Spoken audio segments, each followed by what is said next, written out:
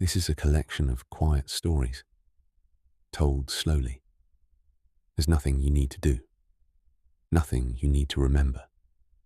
You can listen closely, or let the words fade into the background as you rest. The stories will move gently, with no sudden moments. They will stay with you, whether you're awake or drifting off. Let's begin.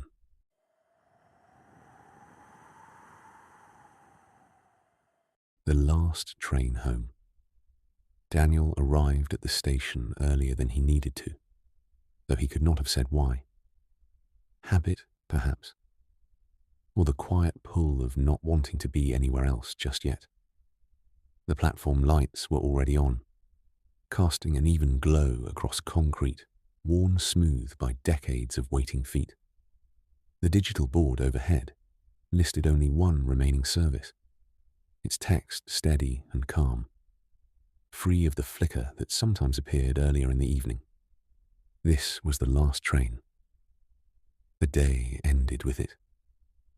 Daniel stood near the center of the platform, coat buttons against the cooling air, his overnight bag resting against his shin. The bag was lighter than it should have been for someone planning to be away more than a night, but he had learned to carry only what was necessary. Everything else had a way of weighing more than it helped. The air smelled faintly of metal and rain, though the sky above was clear. The rails still held the memory of heat from the day, releasing it slowly into the dark. A bench sat a short distance away, occupied by a man whose posture folded inward, as though he were trying to take up less space. He stared at his hands, turning them palm up and then down again, as if searching for something written there. Further along the platform, a woman stood beside a suitcase that looked well-traveled. One hand rested on the handle, not gripping it tightly, just enough to remind herself it was there. She watched the far end of the tracks without focus, her gaze aimed beyond sight. Daniel did not acknowledge them directly. Late platforms had their own etiquette. You shared space, not stories. The quiet felt agreed upon, rather than enforced. People who took the last train were usually finished speaking for the day.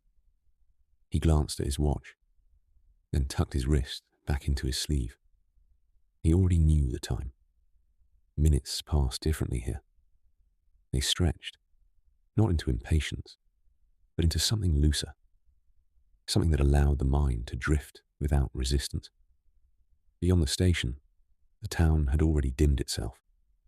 Houses went dark, one by one. Roads emptied. Only this strip of light remained awake, holding those not yet ready to close a door behind them. Daniel thought briefly of the place he had left that evening. The building remained unchanged by his departure. He had walked out with the same measured steps he always used, and nodded goodbye in the same way. Nothing dramatic had happened. No raised voices. No final words that demanded remembering. Still, something had settled in his chest as he stepped away. A weight that was not quite regret, but not relief either. It lingered now, softened by distance, but not gone. A soft chime announced the approaching service. It was not loud, just enough to draw attention without startling anyone. Somewhere beyond the curve of the tracks, motion began. Felt first as a vibration through the soles of Daniel's shoes. The man on the bench straightened slightly, then relaxed again. The woman adjusted her stance. Daniel took a breath he had not realized he was holding. The train entered the station without ceremony. Its headlights cut clean lines through the darkness, then slowed, settling into place with a tired exhale of metal and brakes. Doors opened, releasing a wash of warmer air and brighter light that spilled onto the platform. The contrast made the outside seem dimmer than before. Daniel stepped forward with the others. His shoes echoed briefly as he crossed the threshold into the carriage, the sound swallowed almost immediately by carpet and fabric. Inside, the air smelled of heat and upholstery, layered with the faint trace of many journeys. The seats were covered in muted colours, chosen, it seemed, to avoid strong feelings of any kind. He chose a seat by the window, out of habit, and placed his bag between his feet. The glass reflected his face faintly, softened by darkness and motion. It was a kinder reflection than most mirrors offered, smoothing edges and blurring lines that had grown more noticeable over the years. He looked tired, but not depleted. Ready was the word that came to him, though he did not linger on it. Across the aisle, the man from the bench sat down with care, lowering himself as though each movement required consideration. He rested his hands on his knees and closed his eyes almost immediately. Further down, the woman lifted her suitcase into the rack and sat facing forward. She held a book on her lap, but did not open it, her fingers resting on the cover as if the object itself was enough. The doors closed. The train began to move. At first, the motion was barely perceptible, a subtle rearranging of balance. Then the platform slid away, its lights stretching briefly before snapping back into points and vanishing altogether. The station returned to its waiting. Daniel leaned his head gently against the window and felt the vibration settle into something steady. Outside, the landscape offered little to see. Occasional lights appeared and disappeared, isolated homes or late shops holding out against sleep. Most of the world had already turned inward. There was comfort in moving quietly through it, leaving no mark, asking nothing in return. The sound of the rails found its rhythm. Daniel's breathing slowed to match it without effort. His shoulders eased, the tension of the day loosening its hold. The unsaid thing he carried was still there, but it no longer pressed so insistently. It blended into the general quiet, becoming part of the night rather than separate from it. At the first stop, the train slowed and the doors opened. One person stepped off, wrapped in a long coat, head slightly bowed. The doors closed again, and the train moved on. The space left behind did not feel empty. It felt complete, as though something had reached its proper end. Daniel watched the reflection in the window shift as the train gathered speed once more. Interior lights layered over darkness, present and past overlapping in softened shapes. He blinked slowly and let his eyes rest. He did not know exactly what waited for him at the end of the line. He knew only that he would arrive, step off, and walk the familiar route home. He would close the door behind him. The thoughts carried a quiet reassurance. The train continued on, unhurried, carrying him deeper into the night. The platform, the station, and the day itself folded away behind him. What remained was motion, warmth, and the steady understanding that for now, it was enough to be exactly where he was. Daniel did not remember falling asleep, only the sensation of drifting, the mind loosening its grip without ceremony. When he became aware again, it was not because something startled him, but because the train had shifted its rhythm. A gentle deceleration, a subtle change in sound. His eyes opened to the softened interior of the carriage. The lights were dimmer now, the night pressed close against the windows. The man across the aisle still slept, head tipped forward, breath even. The woman with the suitcase had opened her book at last. Their eyes moved slowly across the page, pausing often, as if the words mattered less than the act of holding them. Daniel adjusted his position and rolled his shoulders once, feeling the quiet complaint of muscles that had spent too long holding themselves together. The train slowed into another station. Doors opened. Cool air entered briefly, carrying the scent of damp stone and something faintly floral from nearby trees. No one boarded. No one left. The doors closed again, and the train continued on, as if the stop had existed only to remind the carriage that it could pause. Daniel's thoughts wandered, not with urgency, but with gentle persistence. Sleep never erased thinking entirely. It only softened it, rounding off sharper edges. He thought of the conversation earlier that evening, the one that had ended without conclusion. The words had been ordinary and practical. Still, something had been missing. Not an apology, not forgiveness, just a recognition that neither of them had offered.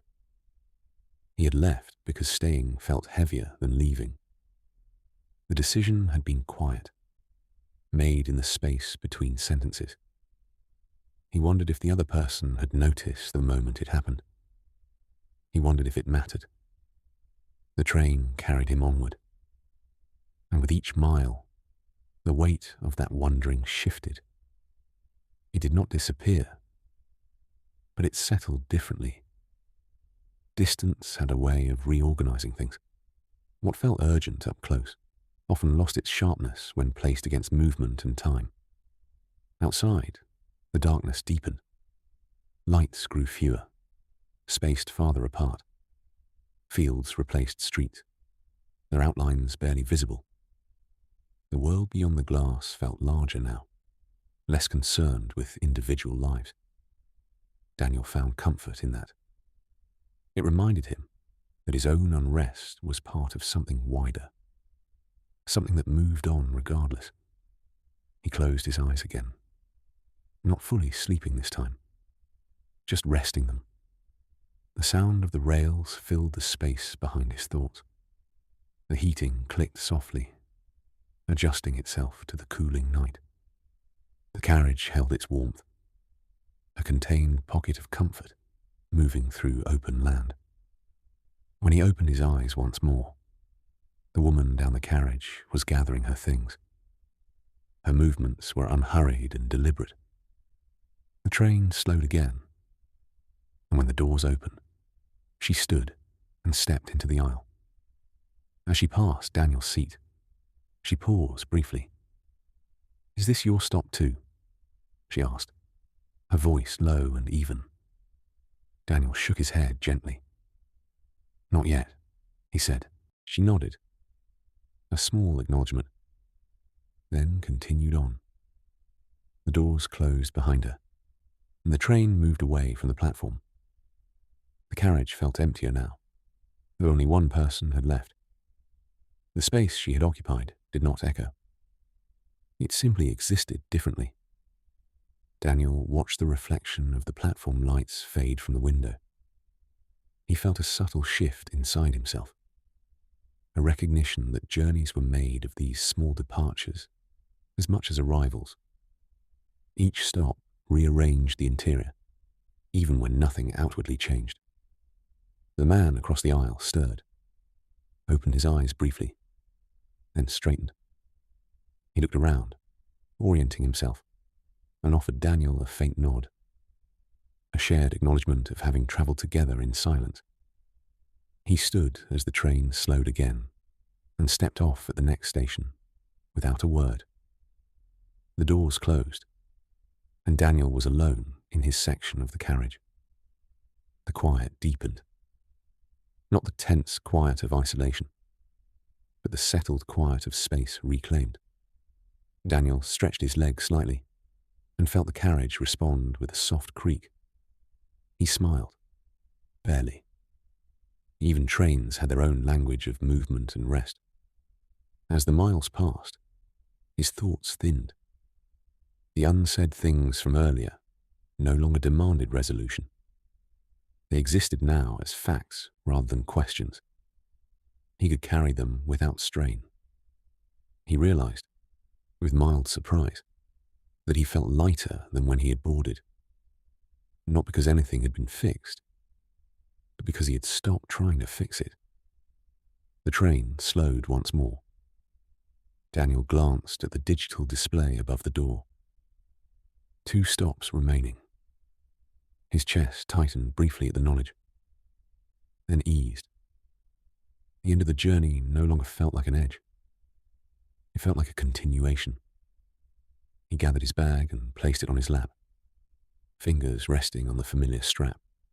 Outside, the lights of his town began to appear, scattered and gentle. The rails sang their steady song, and Daniel let himself be carried the rest of the way, present and unburdened, ready to arrive. The train slowed with a softness that felt deliberate, as though it understood the importance of arriving gently. Daniel stood as it came to rest, steadying himself with one hand on the seat in front of him. The doors opened, and cooler night air moved in, carrying the faint smell of wet pavement and distant trees. This station was smaller than the others, quieter, its lights fewer and spaced farther apart. It felt like a place designed for return rather than departure. He stepped onto the platform alone. The train's interior light fell briefly across the concrete, then withdrew as the doors closed behind him. The carriage began to move again, pulling away with its familiar sigh, leaving Daniel in a narrow pool of light. He watched until the red tail lights diminished and disappeared into the dark. The sound of the rails faded, and with it, the last sense of motion. The platform was empty now. No benches, no signs demanding attention. Just a simple shelter at one end, and a path leading down toward the exit. Daniel adjusted the strap of his bag and began to walk. His footsteps sounded louder in the absence of the train, each step measured and unhurried. There was no need to rush. The night held steady. As he left the station, the town opened around him in familiar shapes arranged quietly. Streetlights cast soft halos on the pavement, and house windows reflected them faintly, like distant stars. He followed the route he had walked so many times before, past closed shops and the small park where trees stood in shadow, their leaves barely moving. With each step, the remnants of the day fell away. The conversation from earlier no longer replayed itself. The weight he had carried loosened, not because it had been resolved, but because it had been set down. There would be time later, if it needed to be picked up again. Tonight did not ask for it. He reached his building and unlocked the door, stepping inside and closing it gently behind him. The hallway smelled faintly of cleaning solution and old carpet. The light came on without delay, steady and warm. Daniel climbed the stairs slowly, feeling the familiar rise and fall beneath his feet. Inside his flat, the air was still. He placed his bag down, hung his coat, and stood for a moment, listening. The quiet here was different from the quiet of the train. It was personal, shaped by his presence. He moved through the rooms with practiced ease, turning on a lamp and setting his keys in their place. He poured himself a glass of water and drank it slowly, standing by the window. Outside, the town rested. Inside, his breathing slowed, settling into a rhythm that felt right. He felt the gentle completeness of having arrived, not just in place, but in himself. When he finally lay down, the sounds of the night were distant and soft. Nothing demanded attention. Nothing pressed for resolution. Daniel closed his eyes and let the stillness hold him.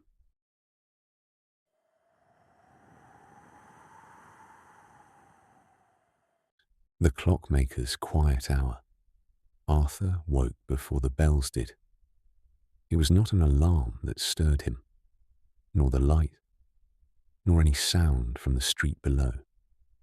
It was simply the moment when sleep loosened its hold and released him back into the familiar shape of morning.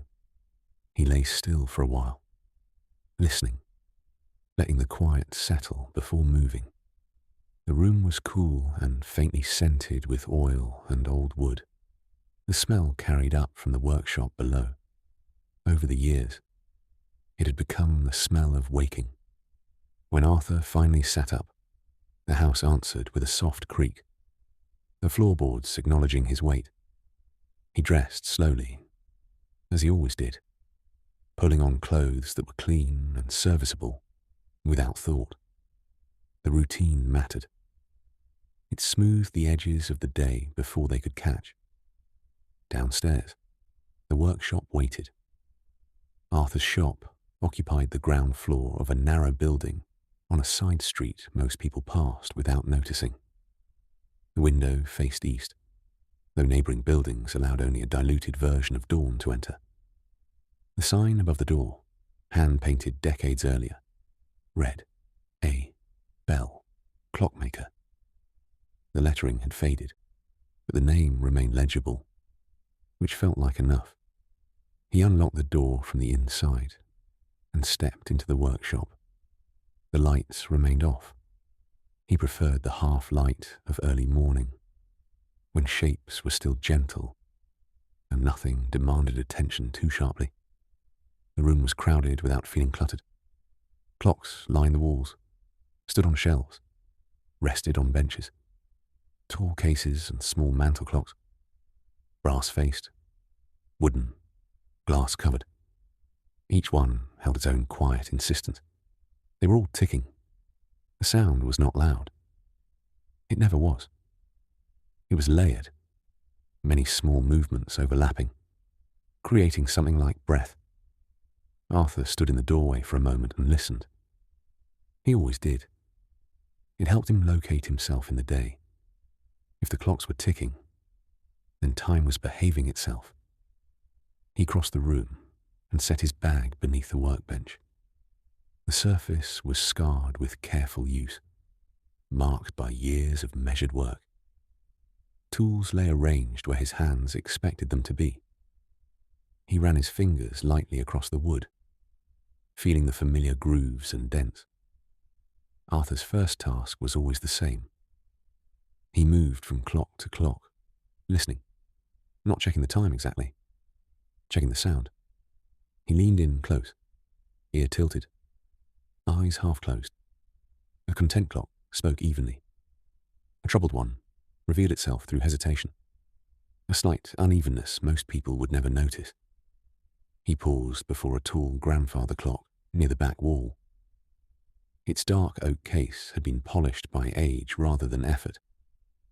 The pendulum swung with deliberate patience, tick and tock, balanced perfectly. Arthur rested his palm against the wood and felt the steady vibration pass through it. Satisfied, he nodded once. There was comfort in this hour, before customers arrived, before questions were asked and expectations formed. This was Arthur's quiet hour, and the workshop belonged only to him and the clocks. Before the world pressed itself against the glass, he put the kettle on a small burner in the corner and waited for it to heat. The sound of warming water wove itself into the ticking, another layer added without disruption. When it boiled, he poured the water into a mug and carried it back to the bench. He drank slowly, eyes moving across the room. Each clock had come to him for a reason. Some because they had stopped. Some because they ran too fast or too slow. Others because they made a sound that unsettled their owners, even if they could not explain why. Arthur listened without judgment. He understood that people often felt time before they understood it. A small carriage clock waited on the bench. Brass dulled with age, its glass face smudged with fingerprints. It had been dropped off the previous afternoon by a woman who spoke quickly, as though afraid of taking up space. "It belonged to my father," she had said. "It still works, mostly, but it doesn't feel right anymore." Arthur had nodded and accepted the clock without asking more. He rarely did. The work did not require stories. It required care. He lifted the carriage clock and held it in both hands. It was heavier than it looked, the weight reassuring. He opened the back panel and leaned close. The ticking was present but uneven, a faint stumble every few seconds. Not enough to stop it, enough to unsettle. Arthur set the clock down and selected a small screwdriver. His hands moved with quiet confidence, the motions practiced and unhurried. As he worked, his mind remained calm, focused on the precise now of gear and spring and balance. The clocks around him continued their steady chorus. He did not think of them as measuring time exactly. He thought of them as holding it, each in its own way. Some held it tightly, marking each second with insistence. Others allowed it to drift slightly, forgiving small errors. There was room for both. When he finished adjusting the carriage clock, Arthur closed the panel and set it aside. He would listen again later. Clocks needed time to settle after being touched, just as people did. The light shifted as the sun climbed higher, finding its way around brick and glass. Dust motes appeared, floating lazily. Arthur wiped his hands on a cloth and stretched his back gently. The quiet hour was nearing its end. Soon the street would wake. Footsteps would pass the window. Someone might knock. For now, the clocks ticked on, patient and precise. And Arthur allowed himself to remain still among them, held in the measured calm of a morning that asked nothing more of him than attention. The first customer arrived later than usual, and Arthur noticed the absence before the presence. There was a stretch of time when the street remained subdued. The bell above the door stayed still. Arthur did not mind. He returned to the carriage clock and listened again. The hesitation had smoothed into a steady rhythm. Satisfied, he placed it beside the others, waiting to be collected. As the morning continued, the workshop filled gradually with the soft intrusions of the day. A man brought in a wall clock that had stopped overnight. A couple arrived together with a mantel clock wrapped in a towel, speaking quietly, as though in a place of rest. Arthur greeted them all with the same measured tone, took the clocks, asked what was necessary, and tied paper tags to each piece. The ticking grew denser as more clocks joined the room, layered rather than loud. Arthur found it comforting. It reminded him that time could be shared without being fought over. At midday, when the workshop reached its brightest, Arthur locked the door for lunch. He did not leave. He took his meal at the small table near the back, bread and soup brought from home. He ate slowly, listening to the clocks and watching light move across their faces. There was one clock he did not tend during the day. It stood apart on a narrow shelf near the stairs leading to his living space. It was not broken or inaccurate. It did not belong to a customer. It was his. The clock was plain, its wooden case worn smooth by years of handling. Arthur had made it himself many years earlier, building it without urgency, testing and refining until it ran exactly as he intended. Then one day, he had stopped it. The decision had not felt dramatic. It had come quietly. He had listened as the ticking pressed too closely against his thoughts, and had simply stilled the pendulum. Since then, The clock had remained silent. It marked no hour. It held no rhythm. Complete, but inactive, it stood as a reminder rather than a tool. Arthur passed it each day without touching it. Some things did not need to be resumed to retain meaning. In the afternoon, the workshop grew quieter again. Customers came and went, the bell chiming softly with each departure. Arthur worked steadily, adjusting springs, cleaning gears, setting pendulums into motion.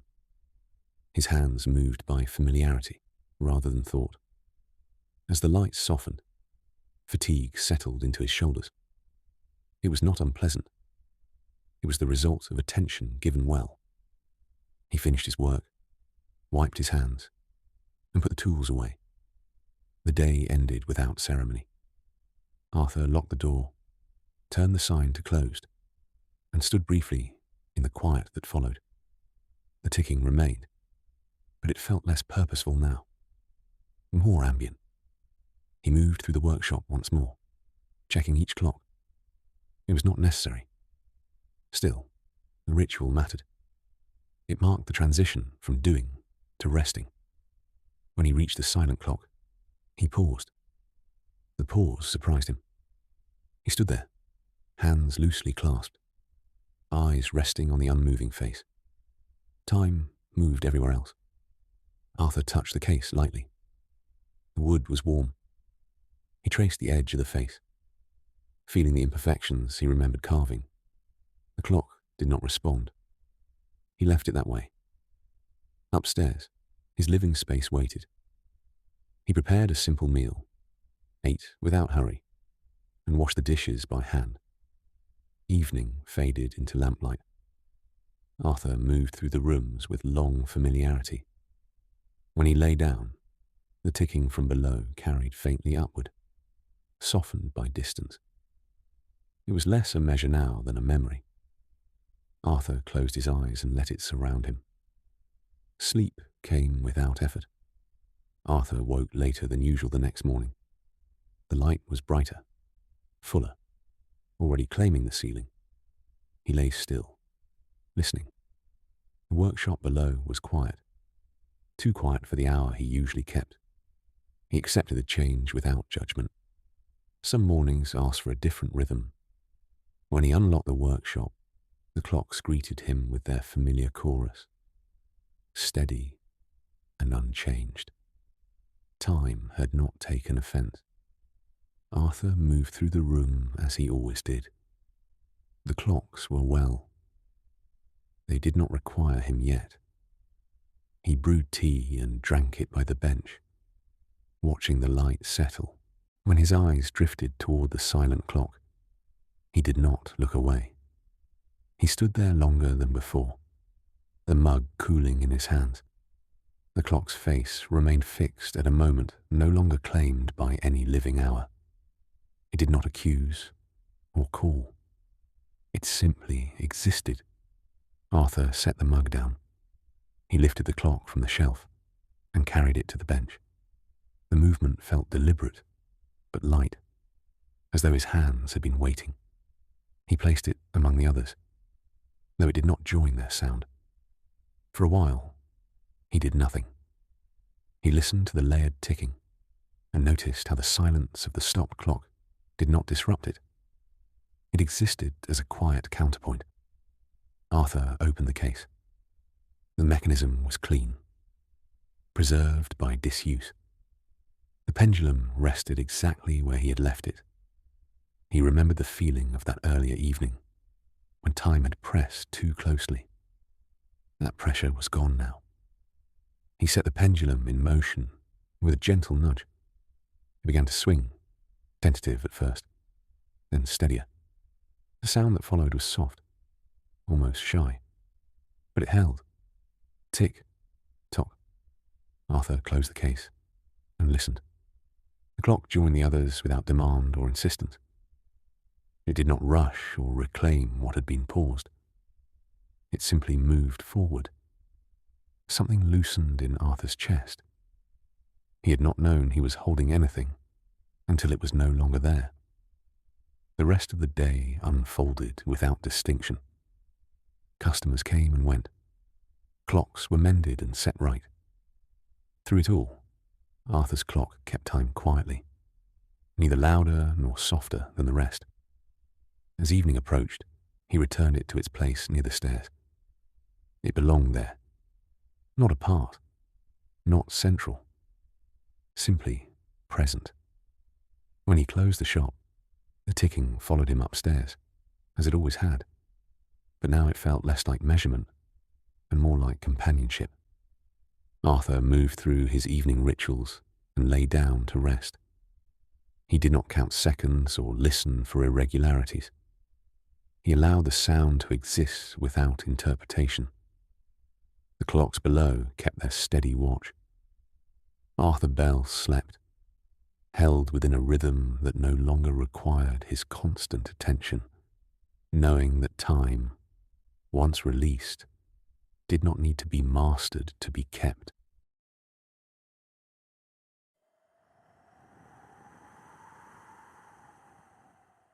The house that learned its owner. The key turned with a sound that felt older than the door. Not a squeal or a complaint, just a firm click that travelled through metal into wood, as if the house acknowledged the gesture and accepted it. Eleanor Finch paused with her hand on the brass knob. Outside, the air was cool and faintly damp. Late afternoon light, thinning as it often did. A soft wind moved along the street with the steady patience of something that knew it would return tomorrow. Inside, the entry hall smelled of dust, varnish, and something faintly sweet, as though a cupboard had once held spices, and the scent had never fully left. The floorboards were dark and worn, smooth where years of footsteps had passed. The walls were painted a pale cream, softened by time. The house was empty of furniture. An emptiness carried its own sound. Not silence, but a held breath. Eleanor stepped inside and closed the door. The latch caught cleanly. The quiet that followed was not the quiet of a place unused, but of one between lives. A faint creak came from the stairs. A single tap from the radiator, sharp and brief. She stood still, letting her eyes move through the narrow hallway. 2 stories. A simple staircase. Doorways waiting without urgency. She flicked the light switch, and the hallway filled with a steady, warm glow. No flicker, no hesitation. That steadiness reassured her more than she expected. She moved slowly through the rooms. The sitting room held pale outlines where pictures had once hung. The fireplace was bricked up, but present, its mantel marked by ordinary years. In the kitchen, the cupboards were old but sturdy, their counters scarred by daily use. Upstairs, the bedrooms were plain. The smaller one felt as though it had once belonged to a child, though nothing remained to prove it. That evening, Eleanor sat on the floor in the sitting room with her back against the wall. The house felt cool through her clothes. She breathed out and let the day loosen its hold. It struck her then how a house could still feel like a container for memory, even when empty, like a cup that faintly smelled of tea. She unpacked only what she needed. A kettle she trusted. One chipped mug. When the kettle boiled, the sound softened the unfamiliarity of the place. She drank slowly, listening as the house settled around her. Pipes sighed. Floorboards adjusted. Nothing threatening. Just a building responding to warmth and presence. That night, Eleanor lay on a mattress on the floor and listened again. Streetlight washed the ceiling in grey. Her mind tried to turn sound into meaning, but she let it pass. Somewhere near sleep, she noticed the room felt warmer than it had earlier, as though the air had learned where she was and chosen to linger. She dismissed the thought and slept anyway, quietly grateful. Morning arrived without ceremony. Eleanor woke without an alarm. Downstairs, daylight softened the kitchen. She made tea and stepped into the small back garden. The apple tree leaned slightly, its buds tight and green. The place asked nothing of her, and that felt like relief. Over the following days, furniture arrived in pieces. A sofa, a table heavier than expected, flat-packed shelves that demanded patience. Eleanor assembled them in the evenings with quiet determination. Habits formed gently. Tea in the same mug each morning. Drunk by the open back door. Shoes left by the stairs without thought. The house seemed to follow her lead. The sitting room held warmth longer. The staircase creaked less where she stepped most often. Oddities appeared softly. Curtains drawn closer than she remembered. A chair pushed in neatly. She laughed at herself and carried on. On a quiet Saturday, she opened the cupboard at the end of the hallway. Inside were small remnants of another life. Buttons, a faded scarf, a photograph wrapped carefully in paper. The photograph showed a woman standing beside the apple tree, calm and unposed. Eleanor placed it on the mantelpiece, not as decoration, but acknowledgement. Someone had lived here before her. Someone had also made tea. Someone had listened to rain. That night, the house settled earlier than usual. When Eleanor climbed the stairs, the steps felt less cold beneath her feet. She noticed a faint scent of clean linen in the hallway, though no laundry had been done. She let the thought pass. Weeks slipped by. Summer crept in. One evening, carrying a tiredness she could not name, Eleanor sat on the sofa and stared at nothing. The radiator clicked once and released warmth at the exact moment her shoulders dropped. "I know," she said softly, without planning to. The silence that followed did not feel empty. It felt held. Later, she noticed the bedroom window cracked open slightly. She was certain she had closed it that morning. She closed it again and stood for a moment, looking out into the dark garden where the apple tree moved gently in the wind. As sleep took her, Eleanor realized the house had become part of her breathing, not in a mystical way, in the simplest way. A shell had become a rhythm. The house was not learning her, she thought. She was learning the house. The first real heat of summer arrived quietly, without announcement. Mornings brightened earlier. Evenings lingered. The house warmed through the day and released that warmth slowly at night, the air inside carrying a faint scent of sun on wood. In the garden, green thickened, and the apple tree held small, hard fruit that felt like promises. Eleanor settled into a calm that did not erase difficulty, but made space around it. She invited no one over at first. She told herself the house was still unfinished, still not quite ready. In truth, she was learning how to live alone in a way that did not feel like punishment. The house helped without intention. It offered structure. It offered rhythm. It stayed. That afternoon, while cleaning, Eleanor noticed something she had not seen before. A faint line in the wallpaper at the top of the stairs, visible only when the light struck it at the right angle. It looked like the outline of a door. Not a real one, but the suggestion of one. She stood there with a cloth in her hand, staring. The landing was small, with doors to the bedrooms and bathroom. There should not have been another opening. The shape could have been a trick of shadow or an old repair. Still, once she saw it, she could not unsee it. She pressed her palm against the wall. It was cool and solid. No hollow sound. She laughed softly at herself, and returned to cleaning. But the outline stayed with her, a quiet thought she could not quite set down. That night, lying in bed, Eleanor thought about old houses and the way rooms were changed to suit different lives.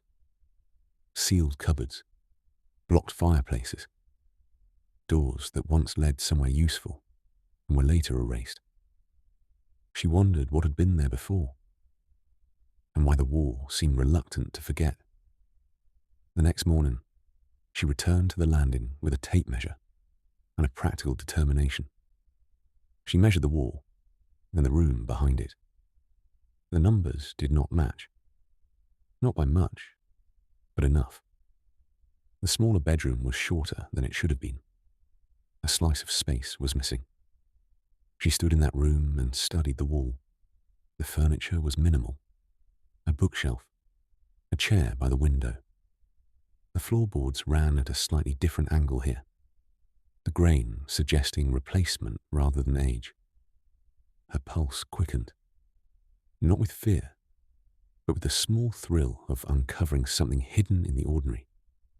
Eleanor fetched a hammer and tapped gently along the wall. Most of it answered solidly.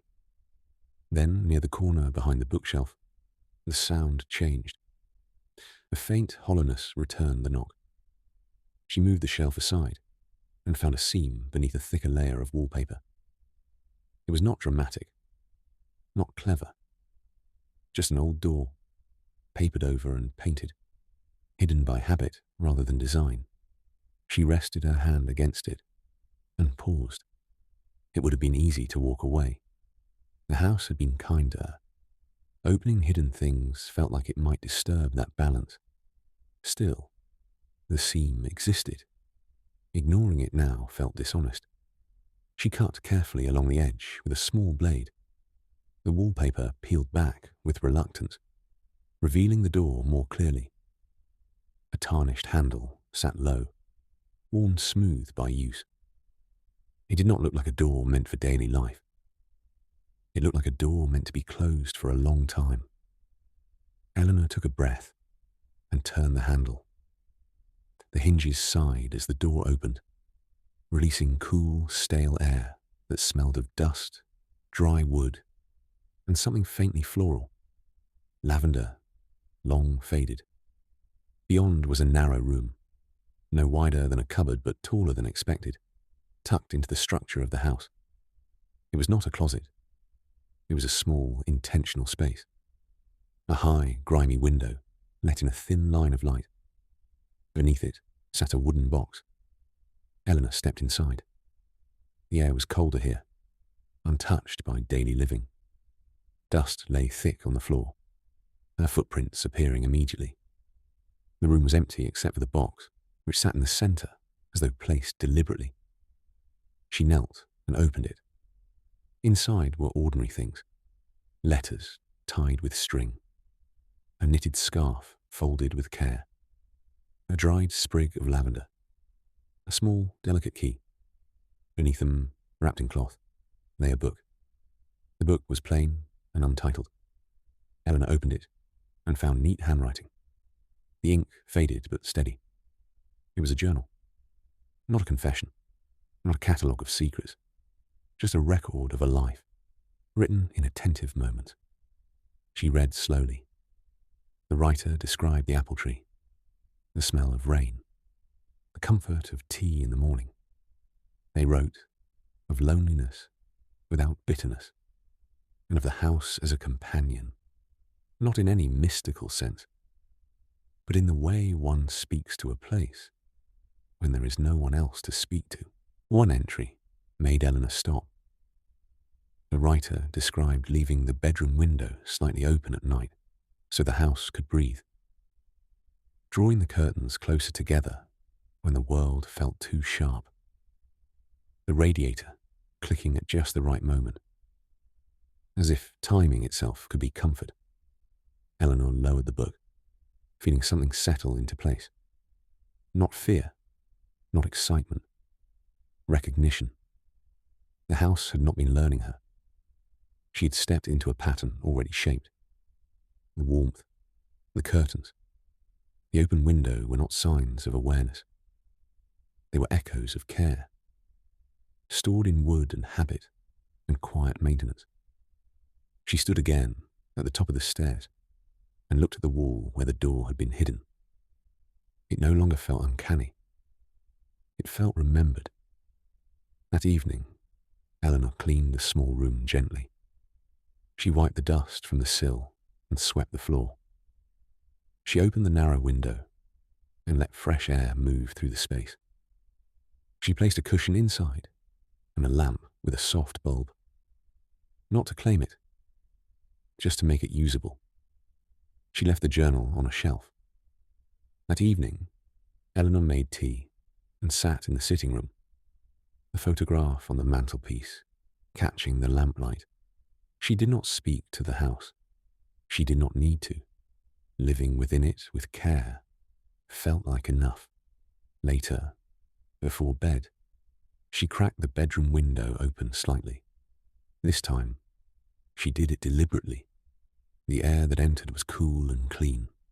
The house adjusted around her with its familiar sounds. A floorboard settling, the radiator clicking once, then falling quiet. She lay down and felt the house around her, not as a watching presence, but as a structure, shaped by years of ordinary living. She thought of the person who had hidden the journal, who had made that small room for quiet, who had learned to listen until the house became something comforting rather than strange. Sleep came easily. The days that followed slipped back into their gentle rhythm. Work, shopping, messages that ended with pauses before goodbye. Eleanor planted herbs in the kitchen window, basil and mint, and watched them lean toward the light. She trimmed the garden enough to keep it kind, not enough to make it a task. The apple tree thickened, its small fruit growing heavier on the branches. Eleanor noticed the difference in herself more than in the house. The calm she carried now did not erase difficulty, but it softened its edges.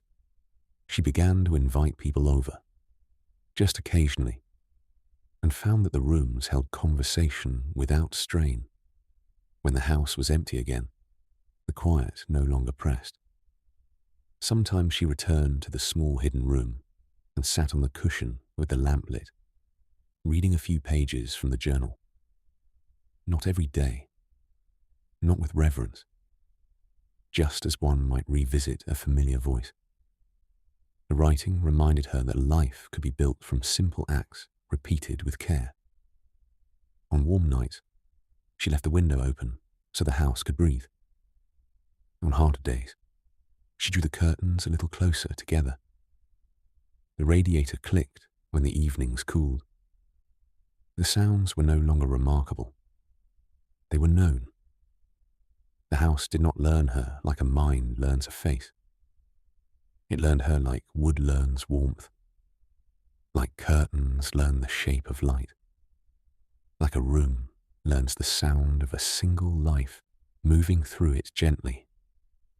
Eleanor slept with the night air soft on her skin, certain now that she was not the first to seek peace here, and that she would not be the last.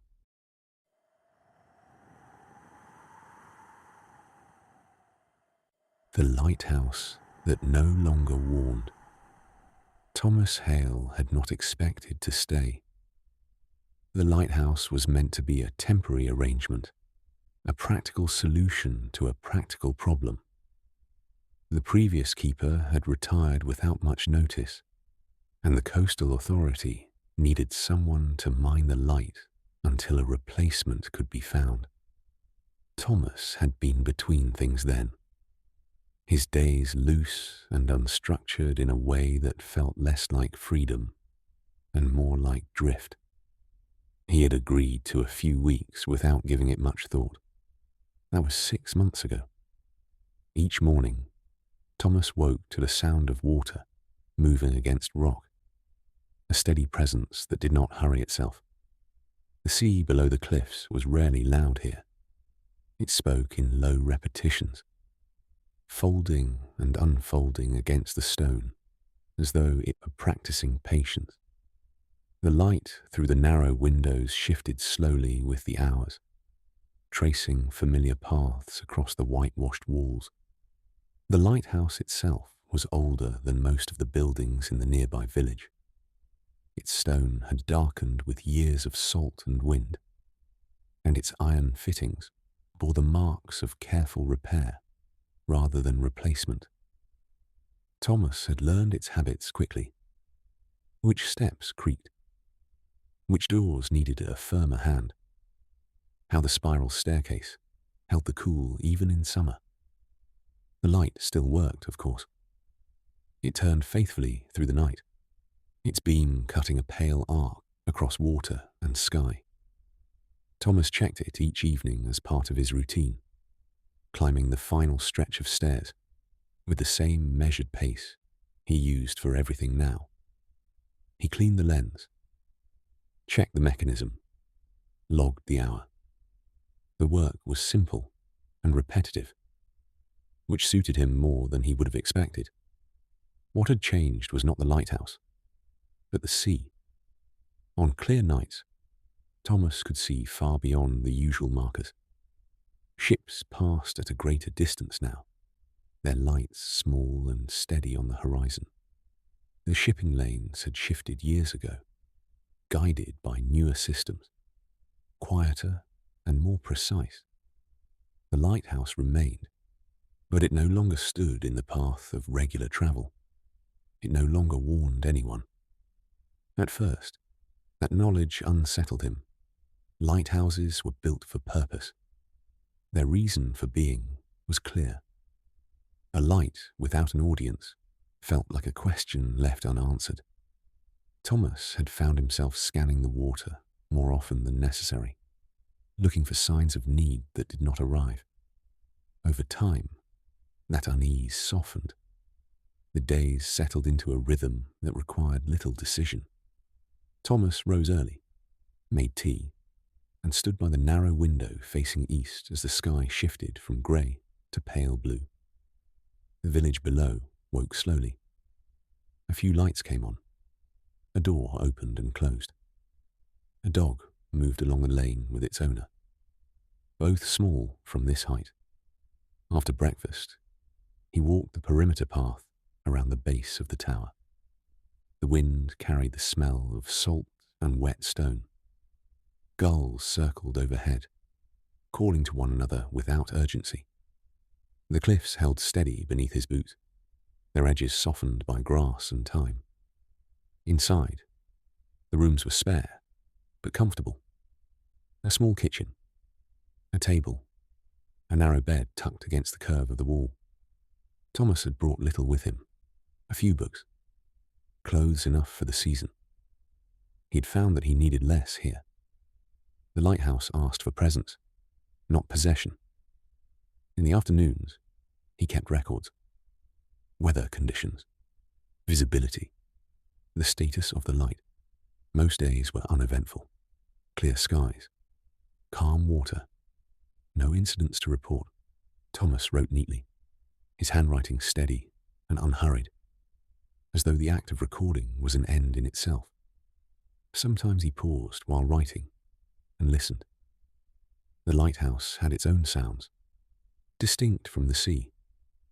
The low hum of the mechanism, the occasional tick of cooling metal, the soft complaint of stone settling as temperatures changed.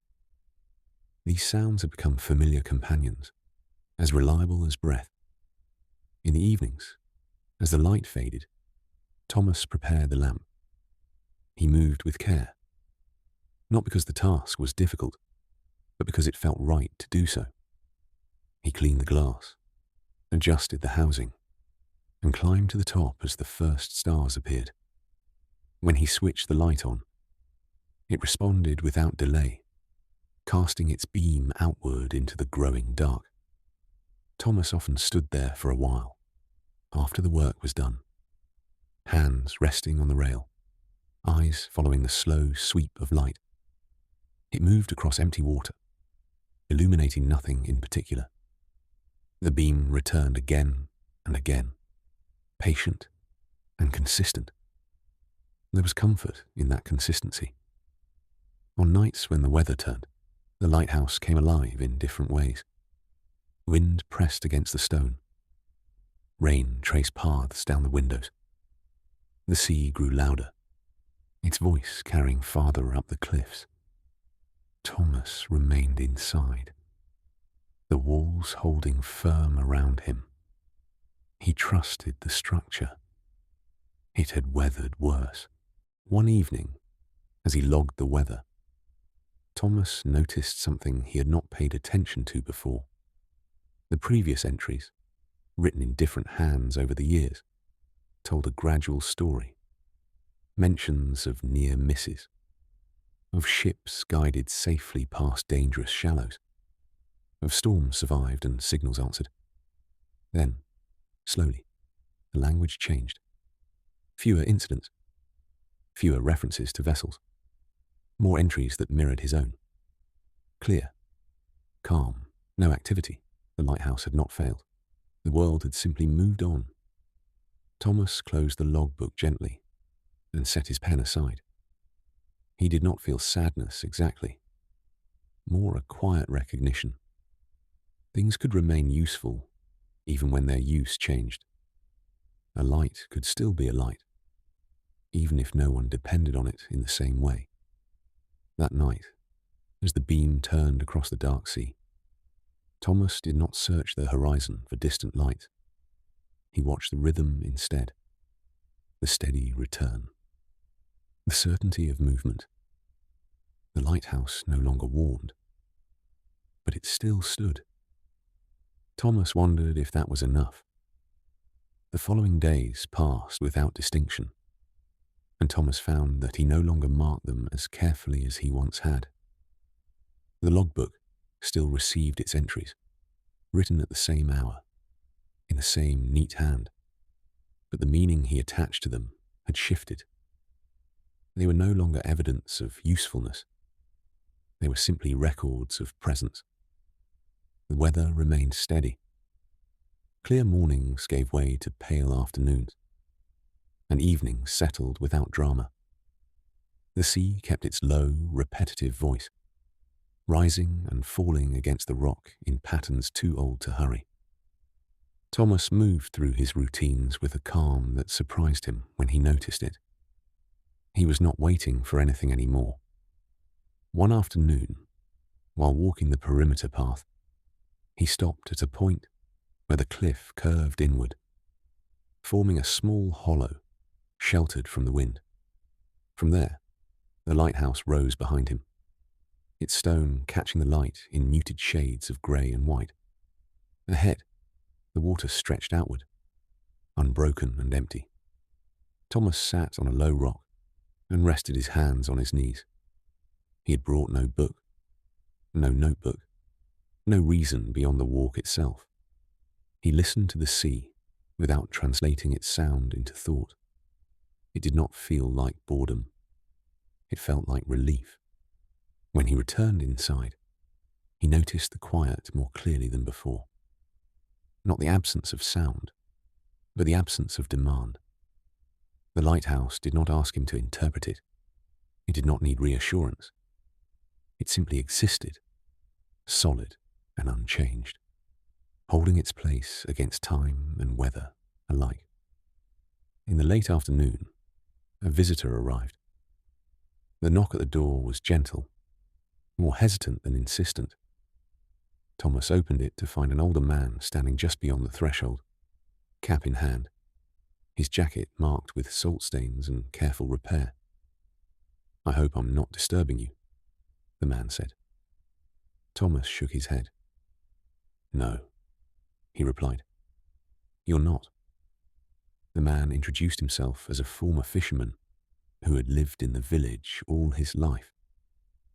He had walked up to the lighthouse out of habit, he explained, though he had not climbed the path in years. He glanced past Thomas into the interior, his eyes lingering on the spiral staircase. I used to see the light from my boat, the man said. Even when I didn't need it. Thomas nodded. He understood that kind of looking. They stood together for a few moments without speaking, both facing the sea. The wind moved around them, carrying the familiar scent of salt and stone. It still turns, the man said quietly. Yes, Thomas said. Every night. The man smiled, a small expression that carried memory rather than joy. That's good, he said. Some things don't need to stop just because we don't look at them anymore. He thanked Thomas for the time, replaced his cap, and made his way back down the path without hurry. Thomas watched until he disappeared from view, then closed the door gently behind him. That evening, when Thomas lit the lamp, the action felt different. Not heavier, not lighter, simply settled. The beam moved across the water, as it always had, and Thomas followed it with his eyes, not searching, not expecting. He realized then that the lighthouse had changed him as much as it had revealed itself. He no longer measured his worth by response.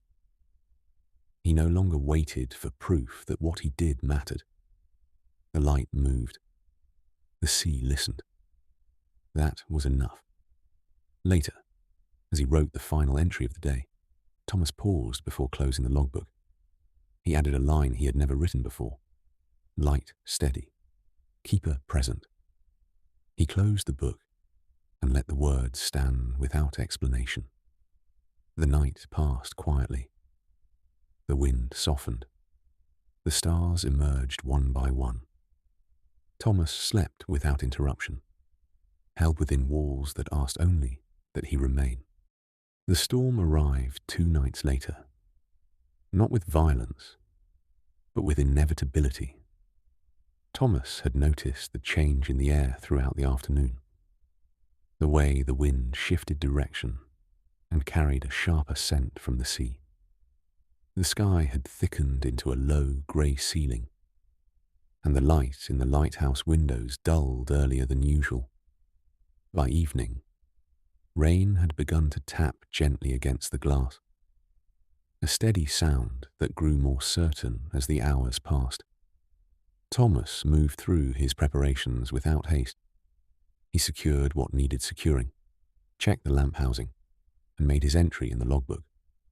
The words remained simple. Visibility decreasing, wind rising, light operational. The act of writing steadied him, not because it altered anything, but because it placed him inside the moment. When the wind strengthened, the lighthouse answered with its familiar language. Stone held firm. Iron fittings complained softly. The staircase carried a faint vibration, as though the whole structure had learned to flex without giving way. Thomas had lived through storms in other places, in houses that creaked and shuddered as though afraid of their own age. Here, the sound was different. It was not fear. It was endurance. Near midnight, when the rain had become heavier and the sea's voice rose into a louder, rougher rhythm, Thomas climbed to the lantern room. The glass panes were streaked with water, and beyond them, the dark was dense.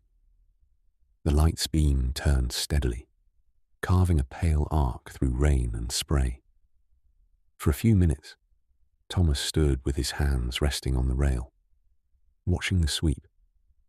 He could see almost nothing beyond the immediate reach of the light. The sea and sky had merged into one moving shadow. He was about to turn back when he saw a flicker that did not belong. At first, it looked like a brief reflection, a trick of water on glass. Then it appeared again, farther out, low on the horizon. A small light, unsteady and faint, rising and falling as though carried by waves. Thomas narrowed his focus without tensing. He did not feel alarm in the sharp sense. He felt attention sharpen into clarity. the quiet readiness that came from repetition and responsibility. He watched the light for several full sweeps of the beam. It remained. It moved slightly, drifting in a way that suggested it was not a distant ship in the shipping lane. It was closer, smaller, lower to the water. A boat, he thought. Someone too near the rocks. Thomas did not rush. He moved with the same careful pace he used for every task, because haste in a storm was another form of mistake. He descended the stairs, took the radio from its place, and switched it on. The familiar crackle answered, then steadied. He called the harbour station, voice calm, giving the coordinates as best he could from memory and sight. The response came quickly, professional and clear. They had already noted the change in weather. They would send a team. They asked him to keep the light steady, to continue observing. Thomas returned to the lantern room and resumed his watch. The light outside flickered again, then vanished briefly behind a wave, then returned. Thomas stayed at the glass, tracking it with his eyes, not forcing the gaze, letting it find the pattern. The lighthouse beam swept across the water, brightening the surface in shifting fragments. For a moment, it caught the boat. Small, dark, riding too close to the cliffs. The lighthouse, forgotten by most, had found its purpose again without announcing it. The harbour team arrived within the hour. Thomas saw their vessel's stronger lights cut through the rain, steady and confident. He watched the movement of their approach, the careful arc they took to avoid the worst of the rocks. The beam from the lighthouse continued its patient sweep, offering orientation without command. Eventually, the small boat's light moved closer to the harbour team's craft, then disappeared from sight behind their larger vessel. The rescue itself was not dramatic from this distance.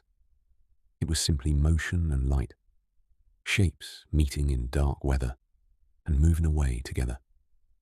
Thomas breathed out slowly. He had been holding his breath without noticing. When the harbour radio crackled again, the voice on the other end confirmed what Thomas could already sense. The boat had been found. 2 people on board, cold, shaken, but alive. They'd been heading in from further along the coast and misjudged the storm's shift.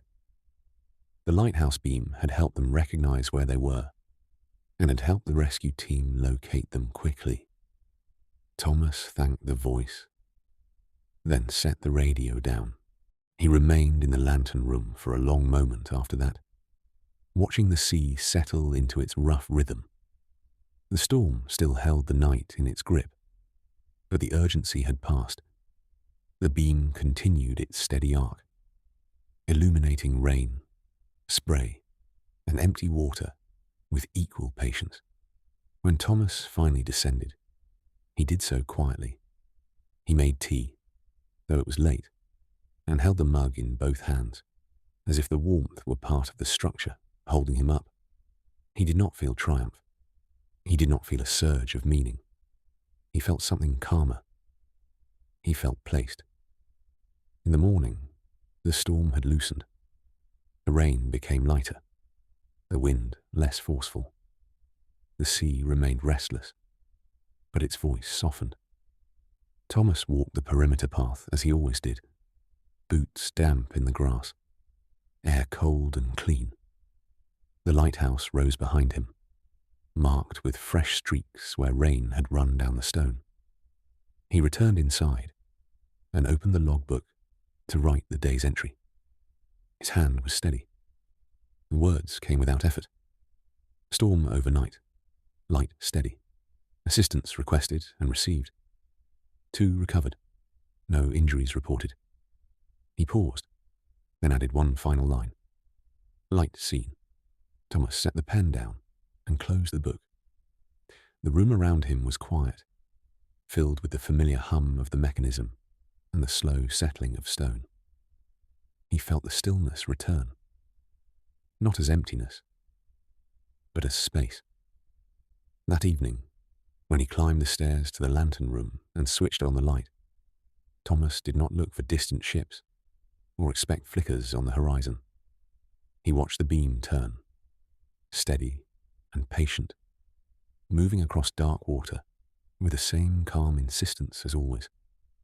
The lighthouse no longer warned the world in the way it once had. Most nights, no one needed it. Most nights, no one looked. Still, it stood. Still, it shone.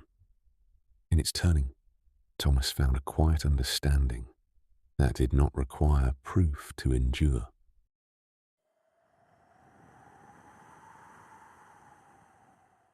The bench by the sea. Margaret arrived at the bench just as the light began to thin. She had timed it that way, without thinking about it, guided by the same quiet instinct that had brought her here for years.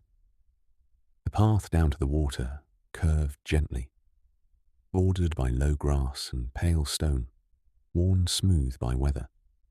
The sea lay open and calm, its surface broken only by the slow, patient movement of tide against shore. The bench stood where it always had, set slightly back from the edge, its wooden slats bleached by sun and salt.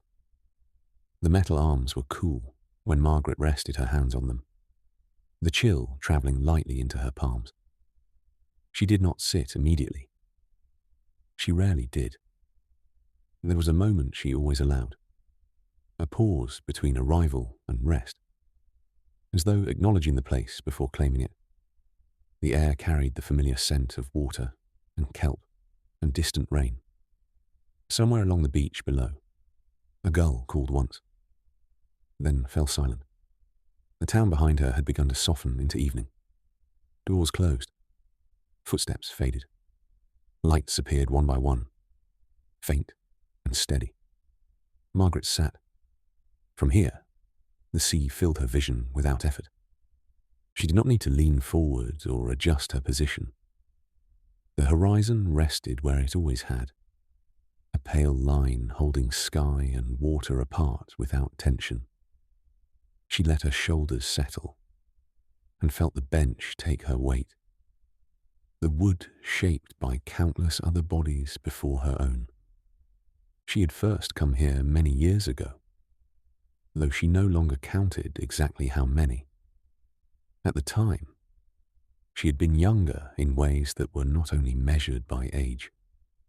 She remembered sitting on this same bench with her hands folded tightly in her lap, watching the water as though it might offer instruction. She had not known what she was waiting for then, only that she did not yet feel finished with something she could not name. Now, the waiting felt different. Margaret watched the tide draw itself back, then return, the movement so gradual it barely registered unless one stayed long enough to notice. She had learned that lesson here. Things changed even when they appeared still. Especially then. The bench creaked softly as she adjusted her position, crossing her ankles beneath it. She rested her hands on her thighs and breathed out slowly. The sound of the sea folded into her breathing without interruption, neither leading nor following. It simply matched. She did not bring anything with her. No book, no bag, no phone. She had stopped bringing distractions some time ago. The bench was not a place for filling time. It was a place for letting it pass. As the light dimmed further, the colours of the world simplified. Blues deepened. Greys softened. The water reflected less detail, holding only movement and sheen. Margaret felt her thoughts do the same, releasing their sharper edges. She thought briefly of the other times she had sat here. Not in order, not as a sequence of events, but as impressions. The bench in brighter light, the bench in wind, The bench when the sea had been rougher, its voice louder, demanding attention rather than offering it. Through all of it, the bench had remained. Not unchanged exactly, just present. Margaret had come here during years that felt full, and during years that felt thin. She had come when there were people waiting for her elsewhere, and when there were not. The bench had never asked which version of her she was bringing. It had accepted the weight all the same. A small wave reached farther up the shore than the others, leaving a darker band of sand before retreating. Margaret watched it without assigning meaning. She had learned over time that not every movement required interpretation. Some things were allowed to happen without becoming symbols. The air cooled slightly, and she drew her cardigan closer around her shoulders. The fabric held warmth without effort. She shifted again, finding the place where the bench supported her best.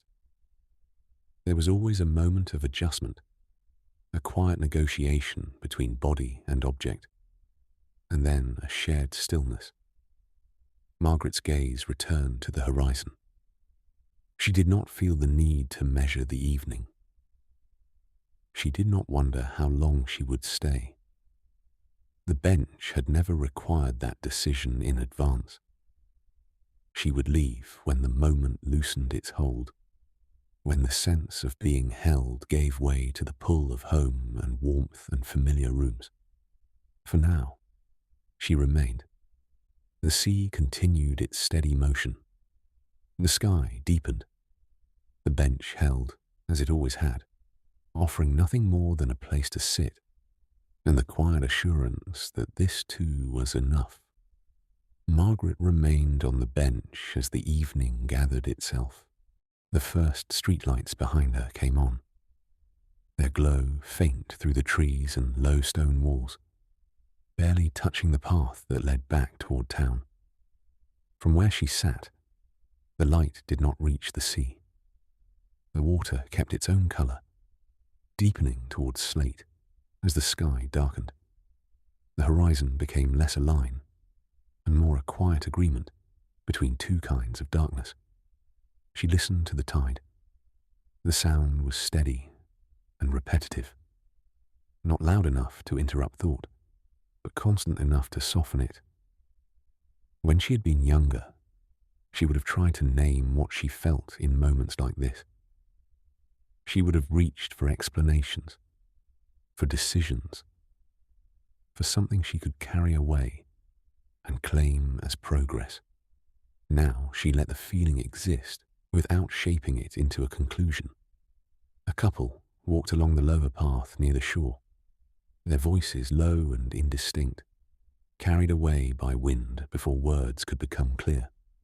Margaret watched them only briefly, then returned her gaze to the water. She did not feel separate from them, but she did not feel drawn into their orbit either. Their presence was part of the evening, nothing more.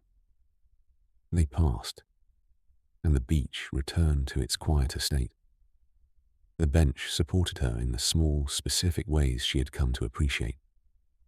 The slats pressed gently against her back. The metal armrest held the weight of her hand. The wood was cool where it had been shaded all day, warmer in places where the sun had reached it earlier. Margaret noticed these details, the way a person notices the familiar features of a room they have lived in for a long time. Not with wonder, but with recognition. She thought again of the first time she had come here. It had been after a day that felt crowded, full of conversations that did not settle properly in the mind. She had walked down to the sea without telling anyone, not because she wanted to hide, but because she wanted a space where no one required anything of her. The bench had been here then, quieter than the rest of the world, waiting without intention. She had sat and stared at the water until her thoughts loosened and drifted. When she eventually stood and walked home, she had not solved anything. She had simply felt less compressed. That had been enough to bring her back. Over the years, the bench became a place she returned to in different versions of herself. Margaret did not like to think in terms of eras, but life had a way of dividing itself anyway.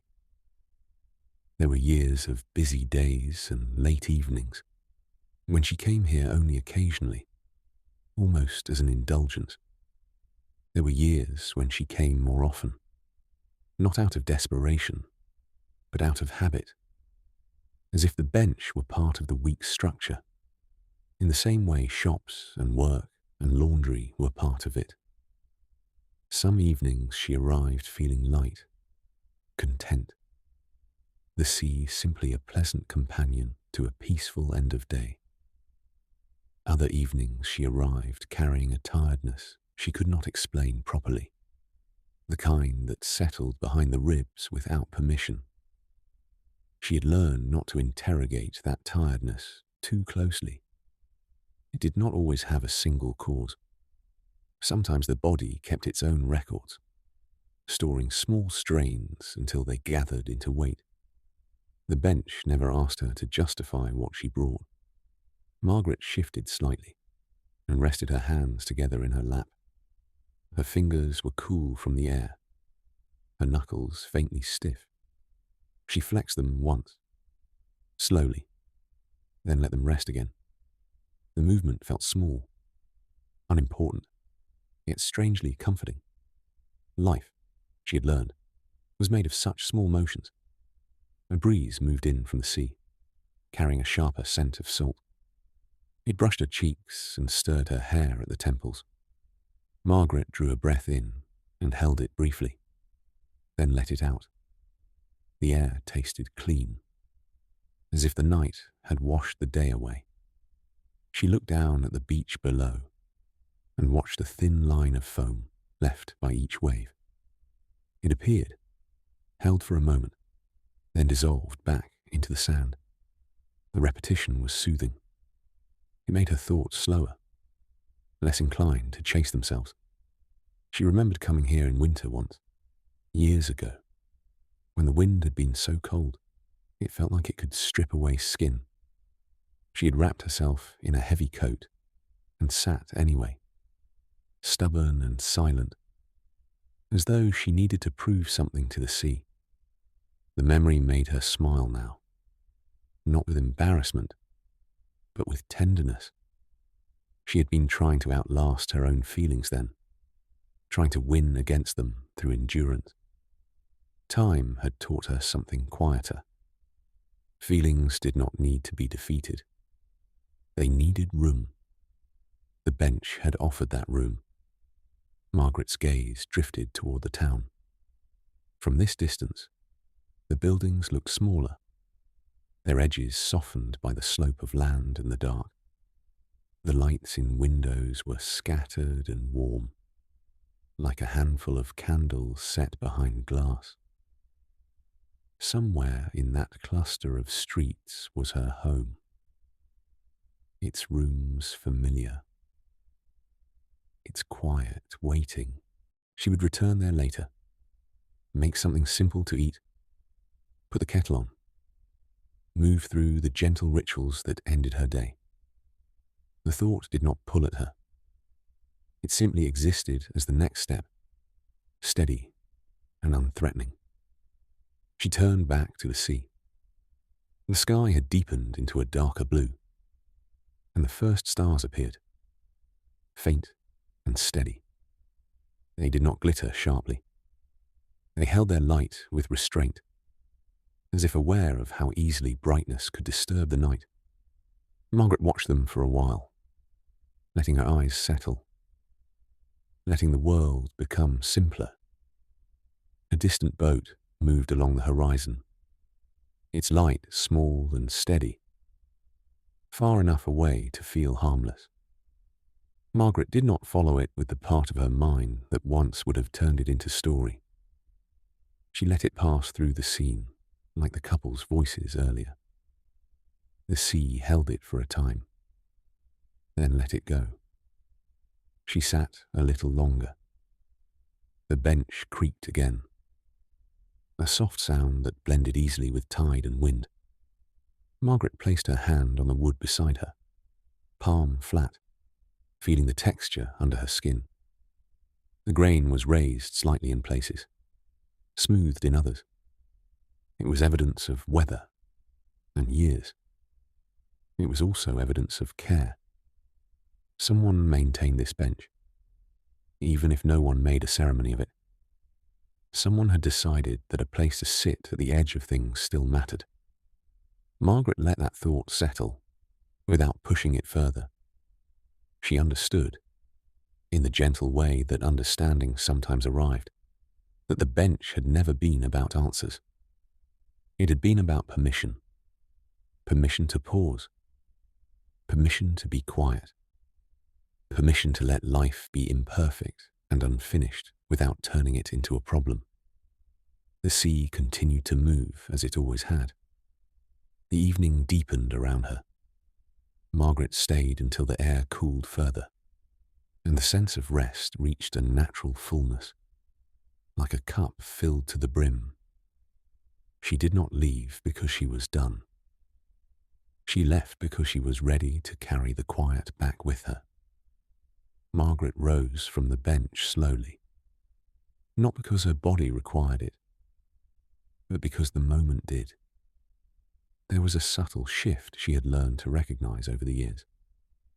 The quiet did not fade or break, but it loosened, as though it were ready to be carried rather than held in place. She stood and paused beside the bench, one hand resting briefly on the backrest, feeling the cool grain beneath her palm. The sea continued its steady movement without acknowledging her change in position. The tide did not hurry. The horizon did not adjust itself. Margaret appreciated that. Nothing in the world demanded a reaction to her presence or her departure. She could come and go without ceremony.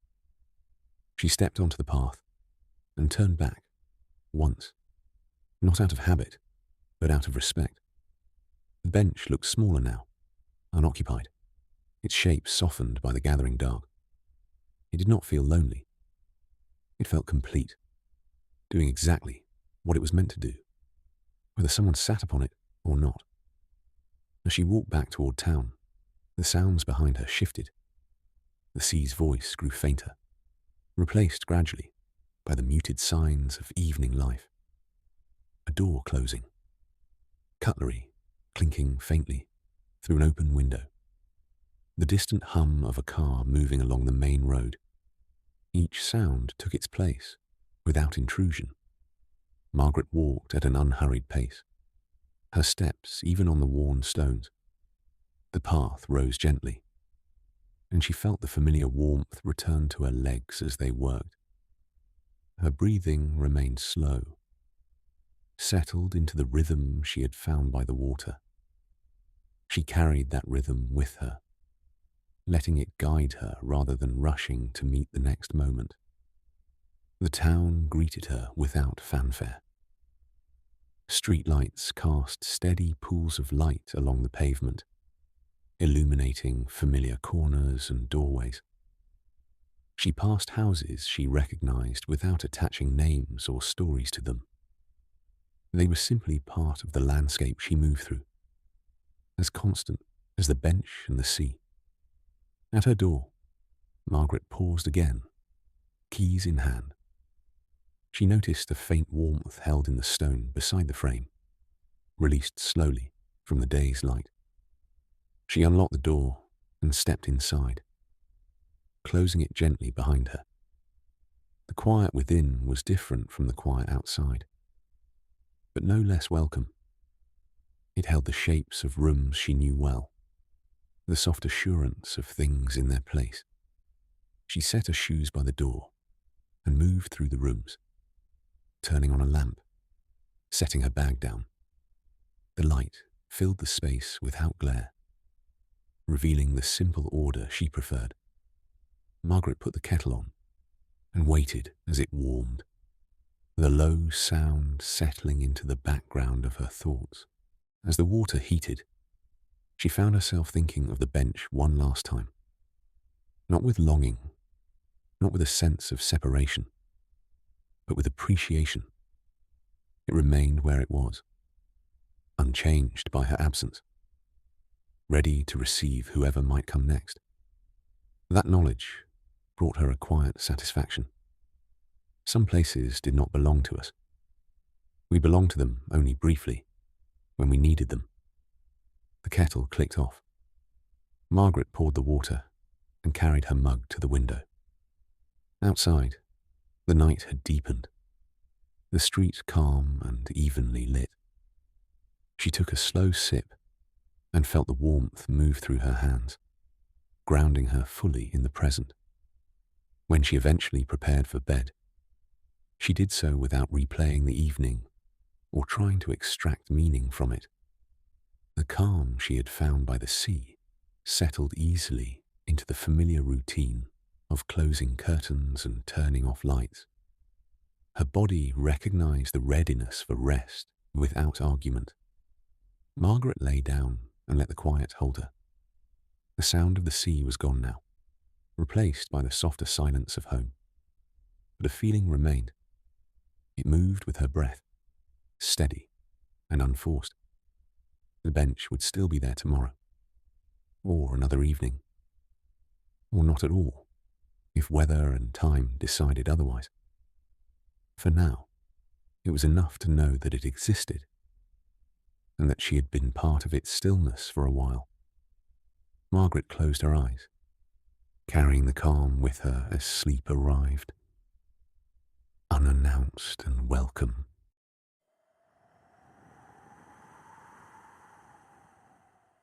The orchard. After midnight. The orchard was quiet in the way only places without witnesses could be. Rows of apple trees stood in gentle alignment, their branches dark against the night sky, leaves barely stirring in the light breeze that moved through them. The ground beneath was uneven, packed earth softened by grass and fallen fruit left to return to soil. Above, the moon held steady, not bright enough to cast sharp shadows, but present enough to guide a careful walk. A narrow path ran between the rows, worn smooth by years of use. It was not marked, not maintained in any official sense, yet it persisted, shaped by repetition rather than intention. Boots had passed this way, night after night, season after season, until the earth learned where weight would fall. Samuel Reed followed it, without needing to look down. He carried a small lantern, its light low and warm, cast in a soft circle that moved with him rather than ahead of him. He preferred it that way. Bright light disrupted the orchard's balance at night, made the trees seem unfamiliar. The lantern was enough to show where his feet landed and where the next tree stood waiting. He walked slowly, not because the path demanded caution, but because there was no reason to hurry. The orchard did not close. It did not measure time in hours or productivity. It moved according to its own cycles, and Samuel had learned, over many years, to match them. He paused beside one of the older trees and rested his hand against its trunk. The bark was rough and cool beneath his palm, patterned with ridges he could recognize without seeing them. This tree had been here longer than he had, longer than the house at the edge of the land, longer than most of the habits he carried now without question. The lantern's light caught the lower branches, revealing apples still clinging there, small and firm, not yet ready. Others lay scattered on the ground, bruised or split, already claimed by insects and rot. Samuel did not mind. Not every apple was meant to be gathered. Some belonged to the soil. He continued on, the lantern swinging gently at his side. Midnight walks through the orchard had begun as work. Years ago, When he first took responsibility for the land, he had checked the trees at all hours, worried about frost, pests, weather turning without warning. He had paced the rows with a tightness in his chest, listening for signs of damage, trying to anticipate every possible loss. The orchard had taught him something different. Most nights now, there was nothing to fix, nothing to adjust. The trees held their fruit. The ground held its moisture. The air moved as it should. Samuel's presence was not required, yet he came anyway. The walk had become less about vigilance and more about companionship. The lantern flickered once as a breeze moved through, then steadied. Samuel adjusted his grip slightly and kept walking. The sound of his boots was soft, absorbed by earth and grass. Somewhere beyond the orchard, an owl called, the sound low and unhurried. It did not disturb the stillness. It belonged to it. He reached the far end of the rows and stopped. From here, he could see the faint outline of the farmhouse. Its windows dark, its shape familiar even in low light. He had lived there long enough that it no longer felt like a structure. It felt like part of the land, another thing that endured quietly. Samuel turned and began the walk back, retracing his steps without thought. The orchard did not change direction depending on which way he faced. It accepted him equally, whether he moved deeper into it or away. As he walked, his breathing slowed to match his pace. Thoughts rose and fell without forming patterns.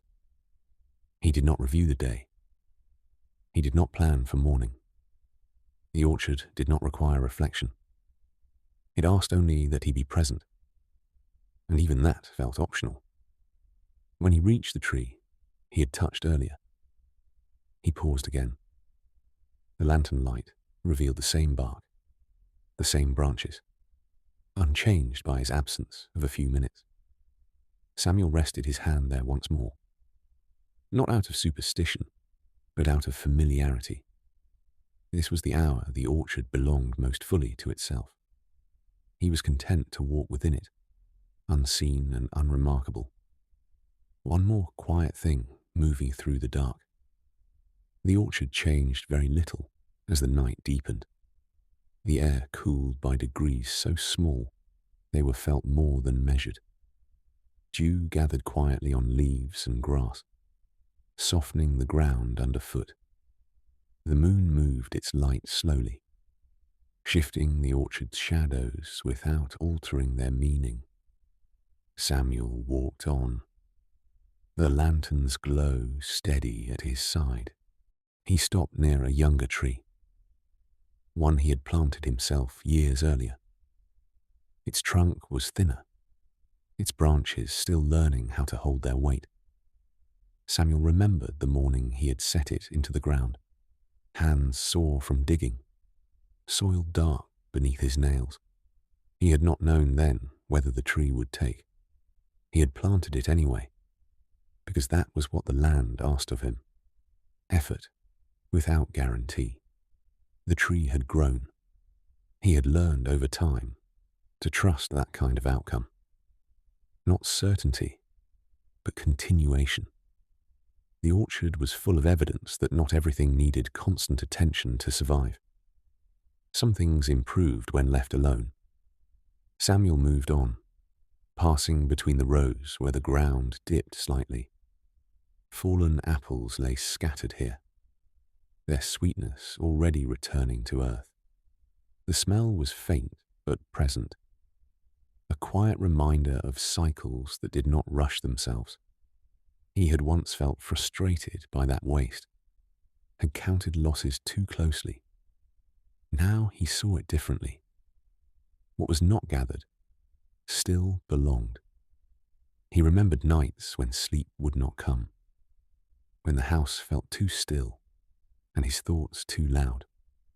Those were the nights he first walked the orchard at this hour, not with purpose, but with restlessness. He had moved among the trees then, with an unsettled energy, lantern swinging too fast, steps uneven. He had expected the walking to resolve something. It had not. What it had done was slow him. The orchard did not answer questions. It did not offer reassurance in words or signs. It responded only by remaining itself, unchanged by his worry. Over time, that steadiness had worked its way into him. His thoughts had learned to move more, like the trees grew. Gradually, without insistence, Samuel reached the fence at the edge of the land and leaned against it briefly. Beyond lay open fields, dark and indistinct. He did not feel drawn to cross them. The orchard was enough. It held boundaries that made sense. The lantern's flame wavered again, then settled. He checked it out of habit, though he knew it would last the walk. He had trimmed the wick carefully earlier in the evening, preparing it with the same care he gave to tools and soil. Preparation, he had learned, was different from control. One respected limits. The other pretended they did not exist. He turned back toward the center of the orchard, the rows opening to receive him. The trees stood in quiet patience, their branches overlapping slightly in places, creating sheltered pockets of darker air. Samuel moved through them without hesitation. He knew where roots rose near the surface, where the ground sloped, where to place his feet without thought. A breeze moved through the leaves again, this time a little stronger. The sound traveled across the orchard in a soft wave, then faded. Samuel stopped and listened until the air settled once more. The stillness that followed felt deeper for having been disturbed. He realized standing there that the orchard no longer felt like work to him. It felt like a record, not of achievements or yields, but of time spent paying attention. Each tree marked a season he had lived through. Each path marked a choice, repeated until it became habit. He resumed walking, the lantern's circle of light drifting over bark and grass. The orchard did not reflect him back in any meaningful way. It did not mirror his moods or respond to his presence. That too was a kind of comfort. He did not need to be seen to belong. As midnight passed without announcement, Samuel felt his body loosen. The tension he had carried earlier in the evening, the small, unremarked tightness behind his eyes and shoulders eased. He had not set out to rest, yet rest had found him all the same. The orchard continued to hold its quiet. Samuel continued to walk, no longer counting steps or time, content to be one more slow movement among many that did not require explanation. The lantern's light had softened by the time Samuel reached the center of the orchard again. The flame was still steady, but its edges blurred slightly, the glow less defined than before. He welcomed that. The orchard did not need to be fully revealed to be known. Shapes were enough. Presence was enough. He slowed his steps without deciding to. His body seemed to recognize that the walk was nearing its natural end, the way a conversation sometimes eased into silence without needing a closing sentence. The air felt cooler now, settling against his skin with a calm persistence. Dew gathered more heavily on the grass, dampening the sound of his boots even further. Samuel stopped beneath a tree, whose branches curved lower than most, their leaves forming a loose canopy overhead. He lifted the lantern slightly, just enough to see the fruit still hanging there. The apples were small and firm, weeks away from readiness. He did not reach for them. Some things were better left untouched until they decided for themselves. He rested the lantern at his feet and leaned back against the trunk. The bark pressed solidly into his shoulders, grounding him. Above, the leaves shifted faintly, making a sound like breath moving through fabric. He closed his eyes and listened, not for anything in particular, but for the way the orchard held together as a whole. There had been a time when he would have worried about nights like this. Nights when nothing was accomplished, when no visible progress could be recorded. He had once believed that care only counted if it produced something measurable. The orchard had corrected him slowly, without argument. Growth, it turned out, did not announce itself. It happened underground, in roots extending into dark soil, in branches strengthening invisibly, in seasons passing without spectacle. Samuel had learned to trust that kind of movement, both here and within himself. He opened his eyes and picked up the lantern. The light steadied again as he adjusted his grip. He turned toward the farmhouse, its shape barely visible now, a darker shadow against the night. He did not feel reluctance about leaving. The orchard did not close behind him. It remained exactly as it was, holding its quiet, whether he walked within it or not. The path back felt shorter, though he knew it was not. Familiarity did that. It softened distance and removed effort. Samuel walked with the same unhurried pace, aware of where the ground dipped and rose, aware of the slight turn before the final row of trees opened. When he reached the edge of the orchard, he paused once more. He turned and looked back. Lantern held low, allowing the trees to remain mostly in shadow. The orchard did not present itself as a single shape. It existed as many small presences, layered and calm, waiting for morning without impatience. Samuel nodded once, a gesture so small it was more felt than seen. Inside the farmhouse, the air was cooler still. He set the lantern down and extinguished it carefully, the flame disappearing without drama. Darkness filled the room, complete, but not heavy. He moved through the space by memory, hands finding familiar surfaces, feet knowing where to land. When he lay down, sleep arrived without resistance. His body settled easily, as though the walking had aligned something that no longer needed attention. The orchard remained with him, not as image or thought, but as rhythm, a sense of time passing without pressure. Outside, the trees held their fruit and their silence. Beneath the soil, roots continued their slow work. Nothing hurried. Nothing was required. By morning, there would be dew on the grass and light between the leaves. There would be work again, and waiting, and seasons turning at their own pace. For now, it was enough to know that growth did not always need watching. Some things were still becoming, even in the dark.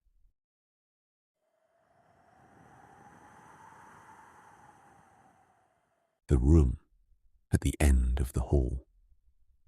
The hallway narrowed slightly near the end, though Clara had never been sure if that was truly the case, or if her attention simply sharpened there. The house was old enough to have learned its own patterns. Floorboards dipped where footsteps had passed most often. Walls held warmth unevenly, releasing it slowly after the heating switched off. Light travelled differently in each room, settling into corners that felt familiar without being memorable. Clara moved through these spaces daily, guided more by habit than by sight. Only the final stretch of the hall ever asked her to slow. The door stood where it always had, flush with the wall, painted the same softened white as the rest of the corridor. The handle was dull with age, its surface smoothed by time rather than use. No lock set it apart.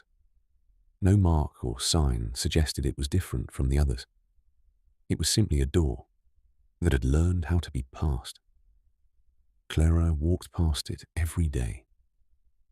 Sometimes she noticed the way her steps changed there, the slightest hesitation before continuing on. Other times she did not register the pause at all. It had become part of the corridor's rhythm, like the faint creak halfway along, or the place where the air felt cooler near the skirting board. She did not think of the room behind the door as forbidden. She had never told herself that it must remain closed. There was no rule attached to it, no memory sharp enough to demand avoidance. The door was not charged with fear. It was charged with absence. The room had been emptied years ago. At the time, Clara remembered carrying things out one by one. A small table, a lamp that no longer worked properly, a box of papers she had not opened since. She could recall the physical effort of it more clearly than the reason. The room had been made bare, then quiet, then slowly irrelevant. At some point, it had stopped being a room at all. Now, when Clara passed the door, she did not picture what lay behind it. The space existed only as a shape in the house's layout, a blank square she stepped around without effort. The door closed over it neatly, allowing the rest of the house to function without interruption. In the evenings, the hallway softened as lamps came on elsewhere. Light pooled gently along the walls, leaving the end of the corridor slightly dimmer.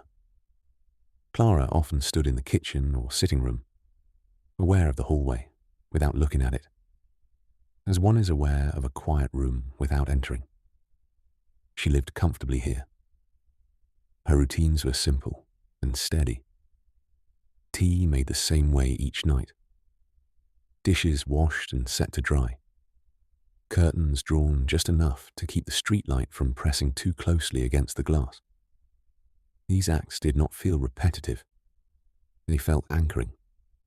The house responded to them with its own quiet language, settling as she did. Later, as she moved toward the bedroom, Clara passed the door again. The pause came. It was small, barely a breath held before release. She did not stop walking, only slowed, as if allowing space for something that never quite arrived. Then she continued on, turned into the bedroom, and closed the door behind her. Sleep came easily. It often did. Her dreams, when they came at all, were thin and fleeting, dissolving before she could hold them. When she woke in the early morning, the house felt unchanged. Light moved across familiar surfaces. The hallway waited. The door remained closed. The days passed without distinction. Work, errands, evenings that folded neatly into one another. Clara did not mark time by the calendar so much as by the steady repetition of ordinary things. She noticed small changes in the world around her without attaching meaning to them. A colder morning. A neighbour's window left dark. The sound of rain moving through the street at night. One evening, as she stood in the hallway holding her mug, she noticed something slightly different. The light fell along the wall near the door at a new angle. Not brighter, not darker, just shifted enough to reveal texture she had not paid attention to before. The paint was uneven there, layered by years of quiet maintenance. The edge of the frame cast a faint shadow that made the door feel more present than usual. Clara set her mug down on the small table beside the wall. She didn't reach for the handle. She stood close enough to feel the difference in air near the door, the slight coolness held by unused space. It did not pull at her. It did not resist her. It simply existed, solid and unremarkable. For the first time in a long while, she allowed herself to see it as only what it was. A door. Wood. Paint. Hinges set into plaster. The recognition brought a quiet release. Something she had been carrying without noticing, loosened, as though weight had been shifted rather than removed. She did not feel compelled to act on that release. She did not need to. Clara picked up her mug and carried it into the sitting room, leaving the hallway as it was. That night, she slept deeply. The door remained closed, but the pause she took as she passed it the next morning was shorter than before. The second time Clara stopped in front of the door, she did not pretend it was accidental. Morning light lay thin and pale along the corridor, caught by the wall's uneven paint and the slight dip in the floorboard near the skirting. The house was quiet in the way it often was after she left for work, though she had not left yet. Her mug sat on the small table, the tea gone lukewarm. The day outside was waiting, but not urgently. Clara stood with her hand hovering near the handle. She did not feel fear. What she felt was the strange hesitation that comes when a person realizes they have been repeating something for years without ever deciding to. Habit could feel like choice until it was questioned. Now that she was questioning it, the habit looked thinner. The handle was cooler than she expected when her fingers finally closed around it. The metal held the night's cold, a steady chill that did not resist her touch. She turned it slowly, not because it was stiff, but because the motion asked for care. The latch released with a soft click. The sound was ordinary. That was what unsettled her most. She had carried an idea of this door as something different, yet it opened as all doors did, giving way without argument. Clara pulled it toward her. The air that met her was cool and dry, carrying the faint scent of dust and old paper. It was not unpleasant. It was simply unused. A room that had not been entered for a long time held a particular stillness, as though it had stopped listening. She waited a moment before stepping inside, letting her eyes adjust to the dimness. The curtains in the room were drawn, thicker than she remembered, and they held the light back with quiet determination. The floorboards were bare and clean enough, though a fine layer of dust lay in the corners like settled ash. The room felt smaller than it had in memory, which made sense. Memory often enlarged what it could not enter. There was nothing dramatic waiting for her. No hidden furniture, no strange markings, no unexpected clutter. Just emptiness, shaped by walls and silence. Clara stepped in, and the floorboard under her foot gave a soft creak, as if surprised to be used again. The sound travelled lightly through the room, then vanished. She did not close the door behind her. She left it open, allowing the hallway's faint brightness to reach into the space. She moved toward the window. The curtains were heavy and slightly stiff with age. When she drew them back, they resisted at first, then released with a small sigh. Light entered quickly, spreading across the bare floor in a pale rectangle. Dust motes rose and floated, visible only for a moment before settling again. The window looked out onto the side of the house, where a narrow strip of garden ran along the wall. Clara saw the familiar shapes there. A patch of grass, the low stone boundary, the same small bush that had grown slowly into its space. Nothing in the outside view suggested anything had been waiting for her. She stood with her hand on the windowsill and felt the coolness of the glass. The room behind her was still. the air slightly colder than the rest of the house. It had been holding itself in that state for years, untouched. Clara turned and looked around again. In the corner closest to the door was a cardboard box. It was the only thing in the room that did not belong to the room's emptiness. The box looked older than she expected. The edges softened. Tape yellowed with time. She had not noticed it at first, because it was the same color as the floor. She crossed to it slowly and knelt.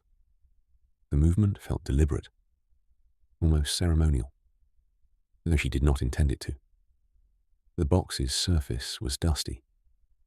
When she ran her finger along it, the dust gathered in a faint line, revealing the darker cardboard beneath. Clara opened it. Inside were objects she recognized without needing to name them. Not valuables. Not sentimental treasures in the obvious sense. Just fragments of a life that had once been arranged differently. A stack of letters tied with string. The paper edges curled slightly. A notebook with a worn cover. A small framed photograph turned face down. A scarf folded neatly, its fabric soft but faded. There was a faint smell of lavender clinging to it, not strong enough to perfume the air, but present enough to suggest it had once been deliberate. Clara lifted the notebook first. It was not a diary in the dramatic sense. It was a book of lists and small notes, handwriting steady and familiar. Shopping reminders, appointment times, names of people she had not spoken to in years. The pages did not contain secrets. They contained ordinary evidence of a day-to-day life. She turned a few pages and felt something loosen in her chest. The handwriting was hers, and yet it belonged to a version of her that felt both close and distant, a version that had filled space in the house differently, that had left notes because she had needed to remember more. Now, her days were quieter. She carried fewer obligations. She did not write lists often. Seeing the notebook made her realize how much she had changed without noticing.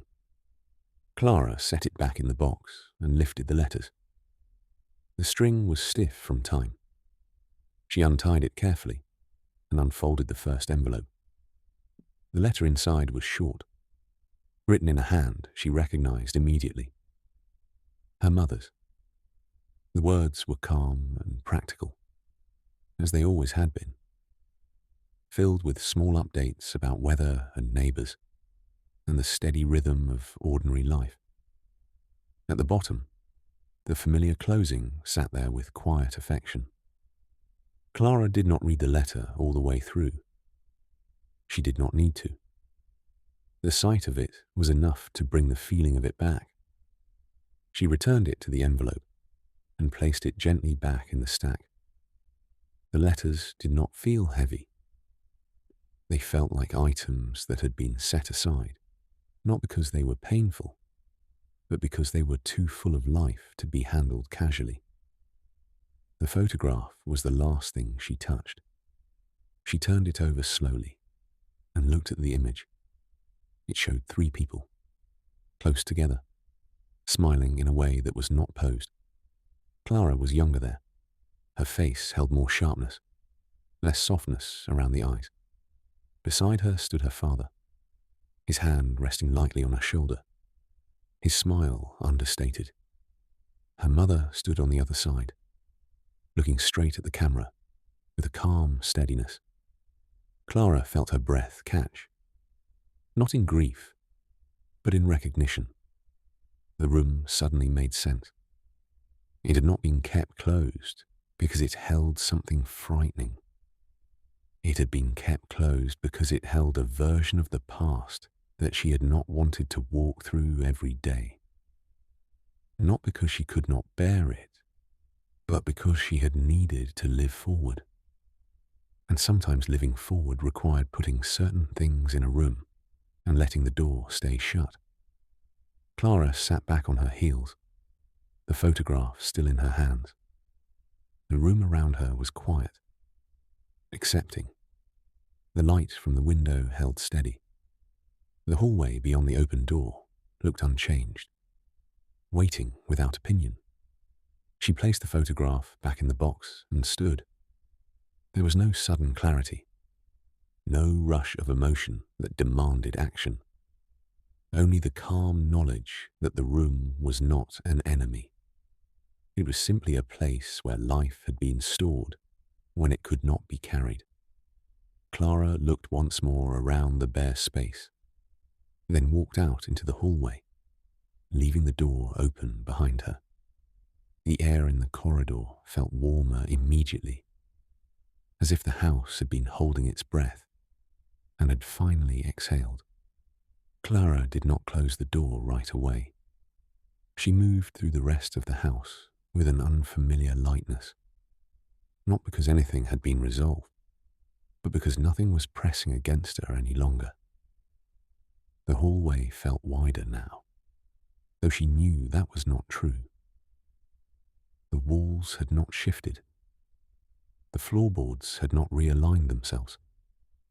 Yet the space carried itself differently, as if relieved of a quiet tension that had gone unnoticed for years. She returned to the kitchen and rinsed her mug, the sound of water filling the room without interruption. The ordinary nature of the task grounded her. She placed the mug on the rack and dried her hands carefully, noticing how steady they felt. There was no tremor of afterthought, no sense that she needed to return immediately to the room she had opened. It would wait.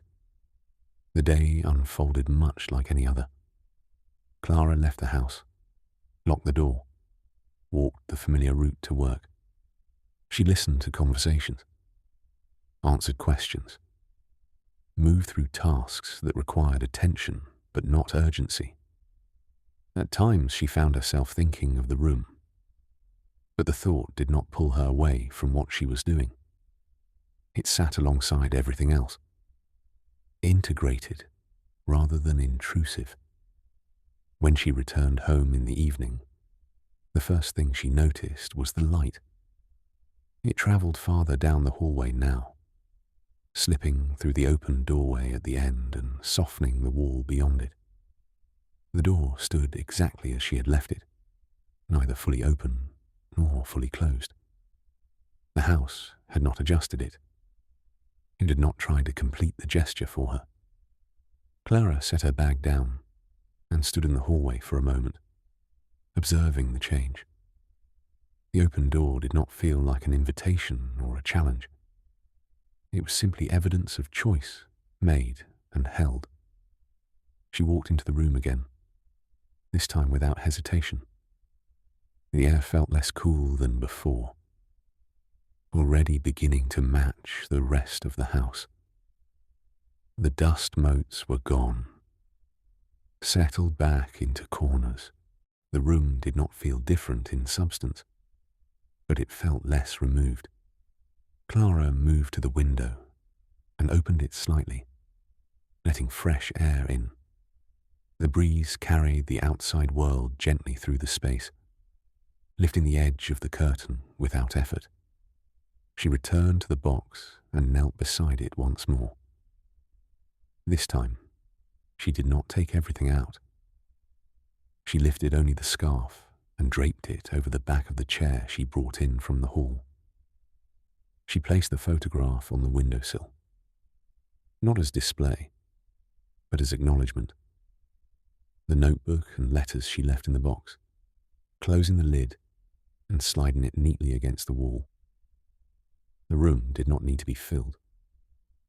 It only needed to be included. Clara stepped back and looked at what she had done. The space remained spare, its walls bare, its floor unoccupied. Yet it no longer felt unfinished. It felt paused rather than abandoned, held rather than avoided. She left the room again and moved through her evening routine. Dinner, dishes, the quiet progression toward rest.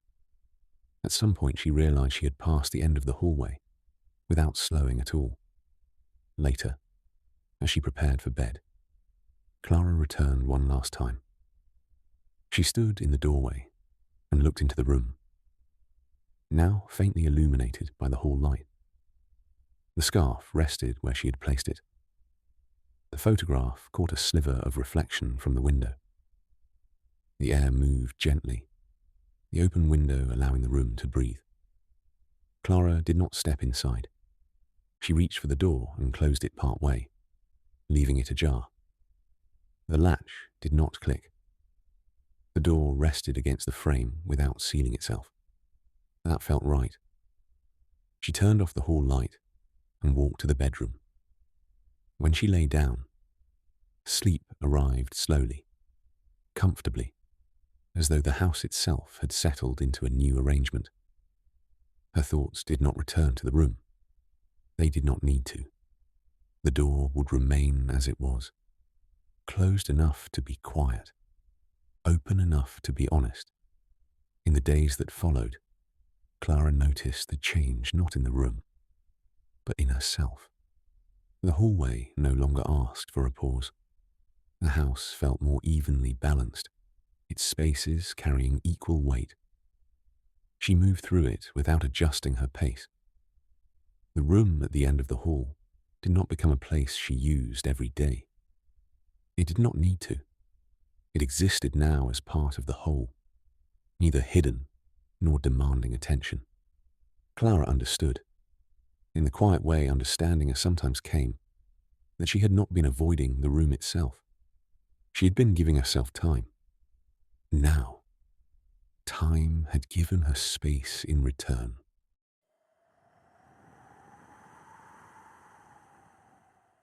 The baker who rose early. The street was still dark when the bakery lights came on. They did not flare or flicker. They simply appeared, warm and steady behind the glass, as if they had been waiting for permission. Outside, the town slept on, its windows dark, its pavements empty, the air holding that particular quiet that existed only before morning decided to arrive. Inside the bakery, the scent of flour and yeast lingered from the day before.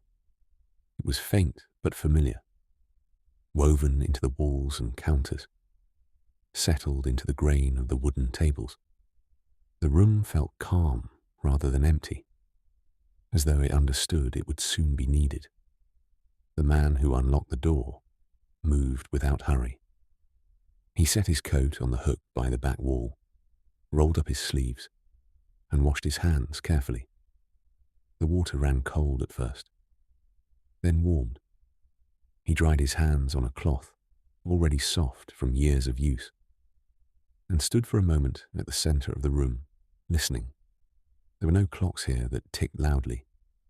Time was measured differently, by temperature, by texture, by the way dough responded to touch. Henry Collins had been rising early for so long that it no longer felt like effort.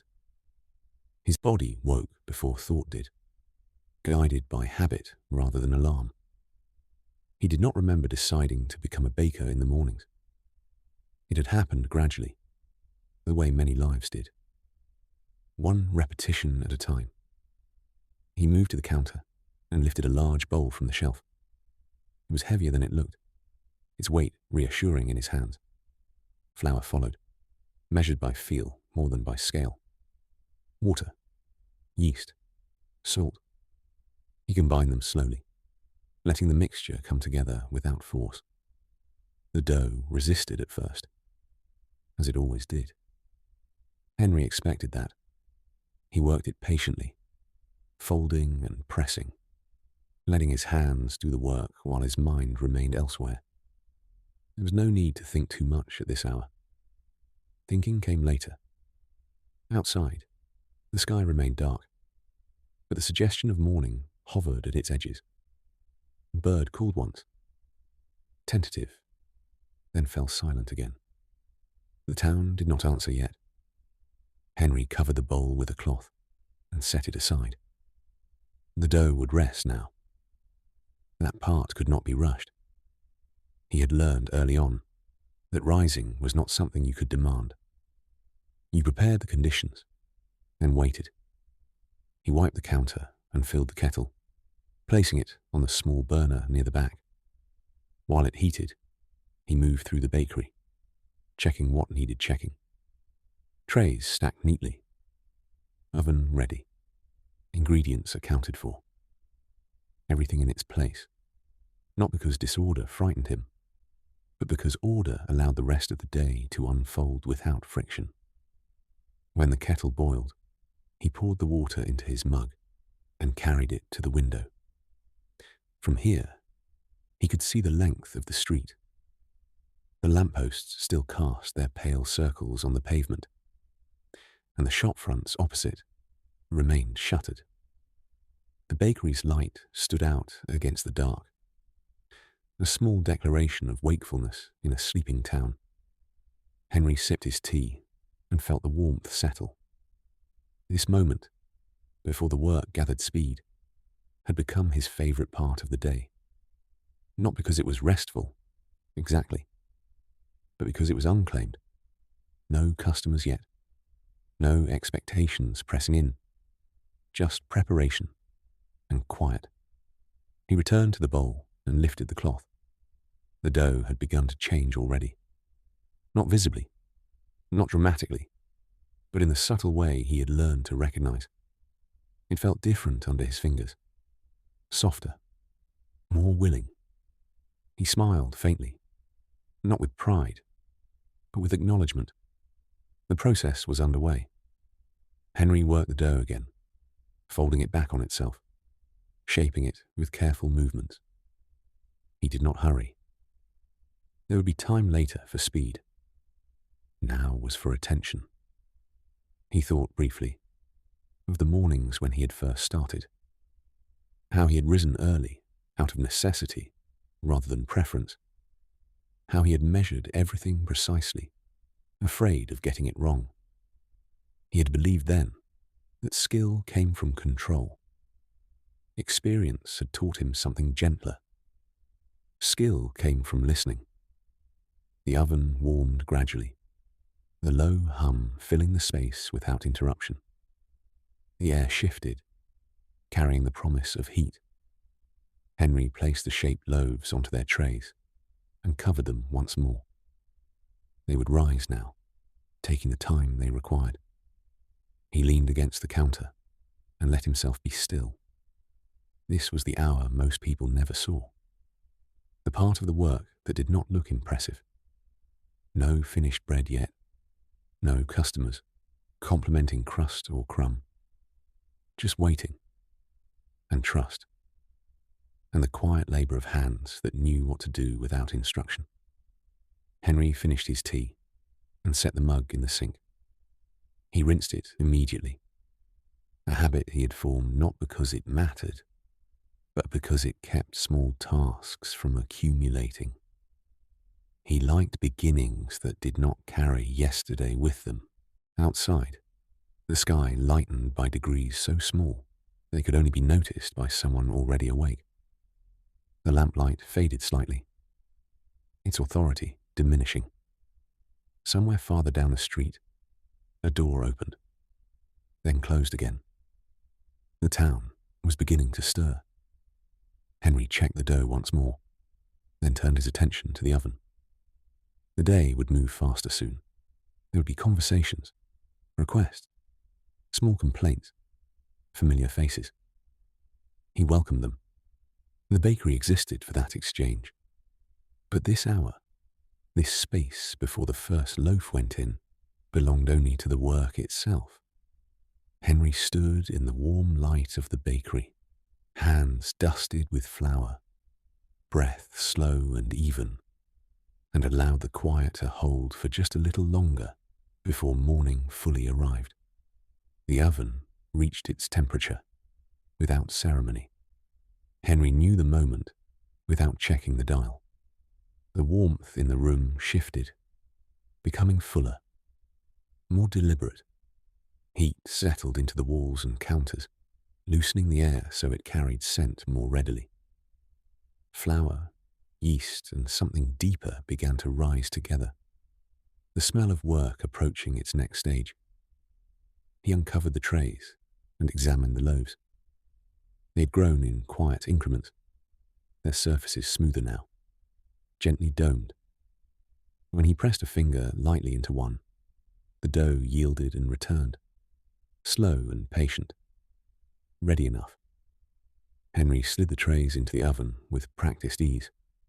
The metal racks accepted their weight without complaint, and the oven door closed with a soft, familiar sound. He set the timer, though he would not rely on it alone.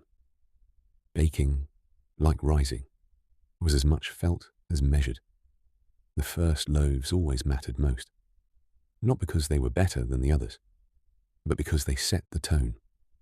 Henry stood near the oven for a moment, listening to the low hum of heat and the faint crackle as moisture met metal.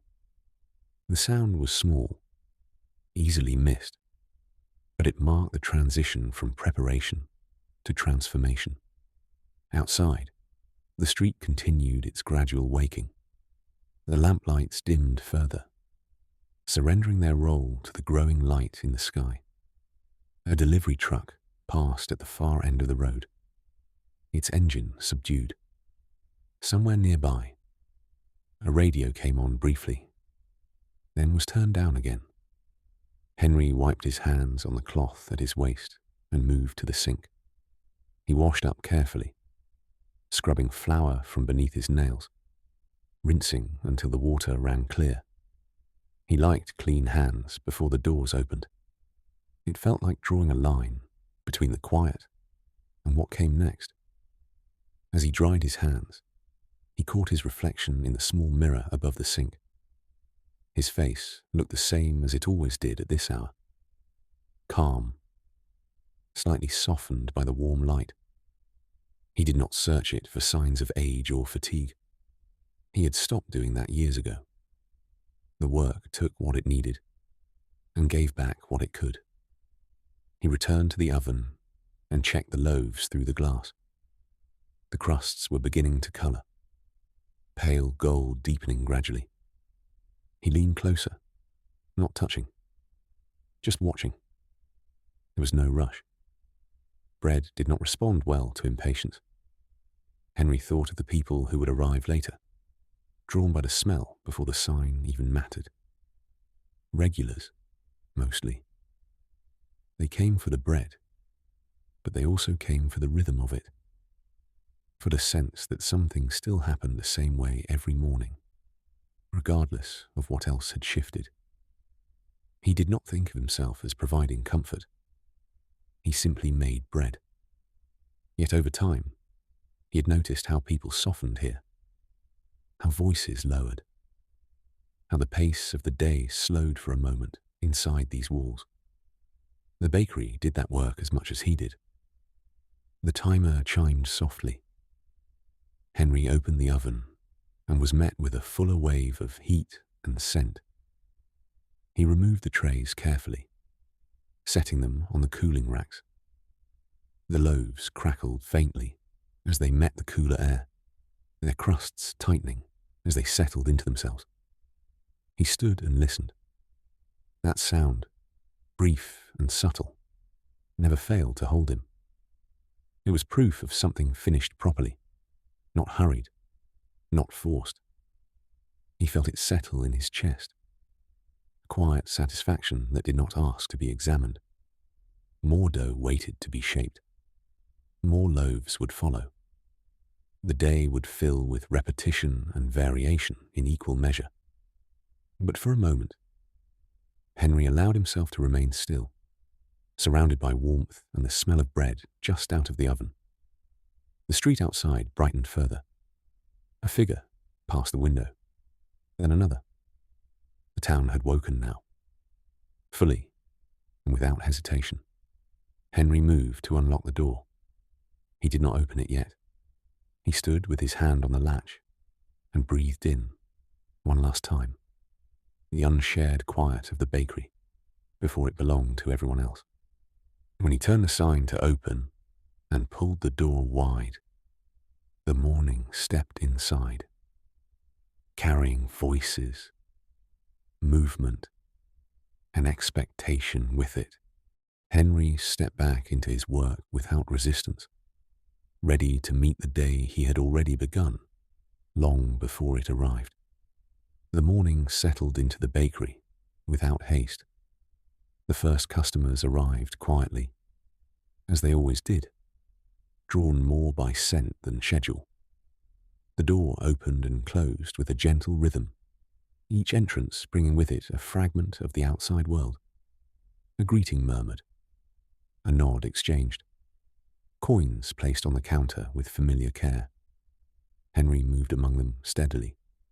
He sliced loaves, wrapped them in paper, set them into waiting hands. The motions were practiced but not mechanical. Each loaf received the same attention, regardless of who it was for.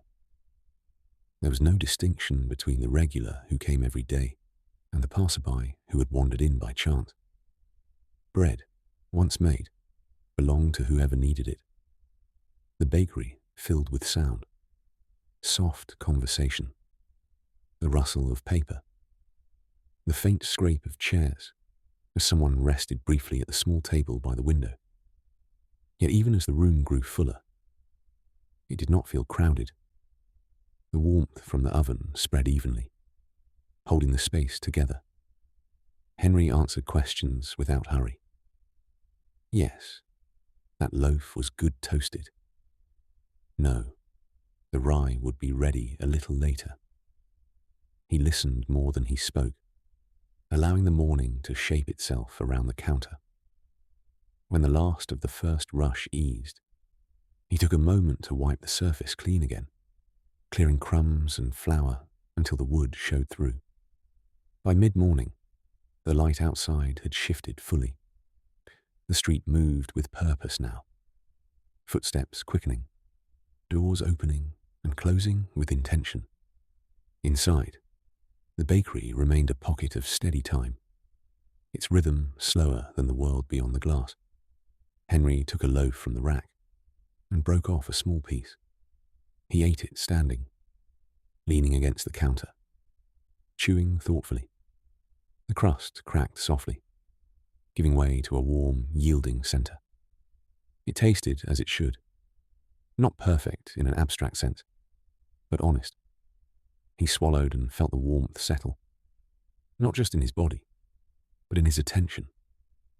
This was the moment he often noticed first when he thought about stopping, not because he wanted to stop baking, but because he recognized the thought when it appeared.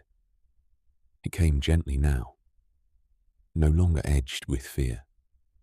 One day, someone else would rise early. Someone else would unlock the door and listen to the oven, warm. The idea no longer unsettled him.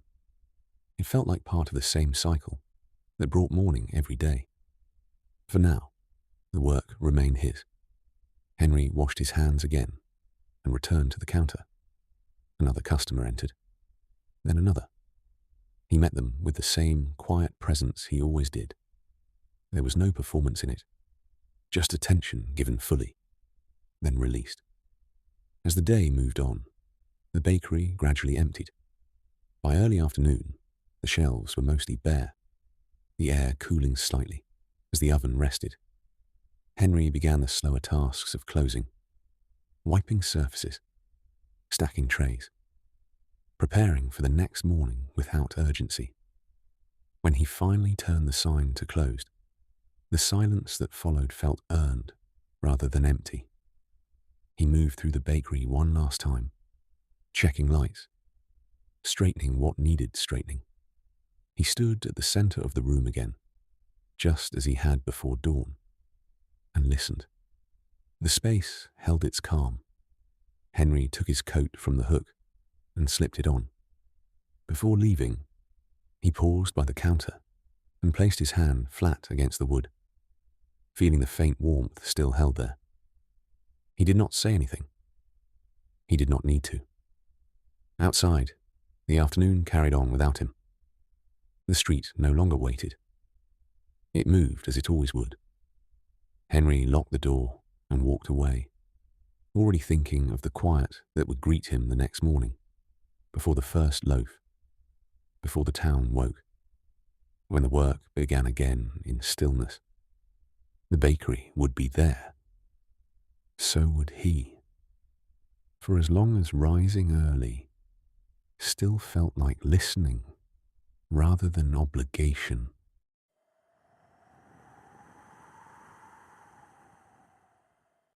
The night librarian. The library sounded different at night. During the day, it absorbed noise without effort. Footsteps softened by carpet.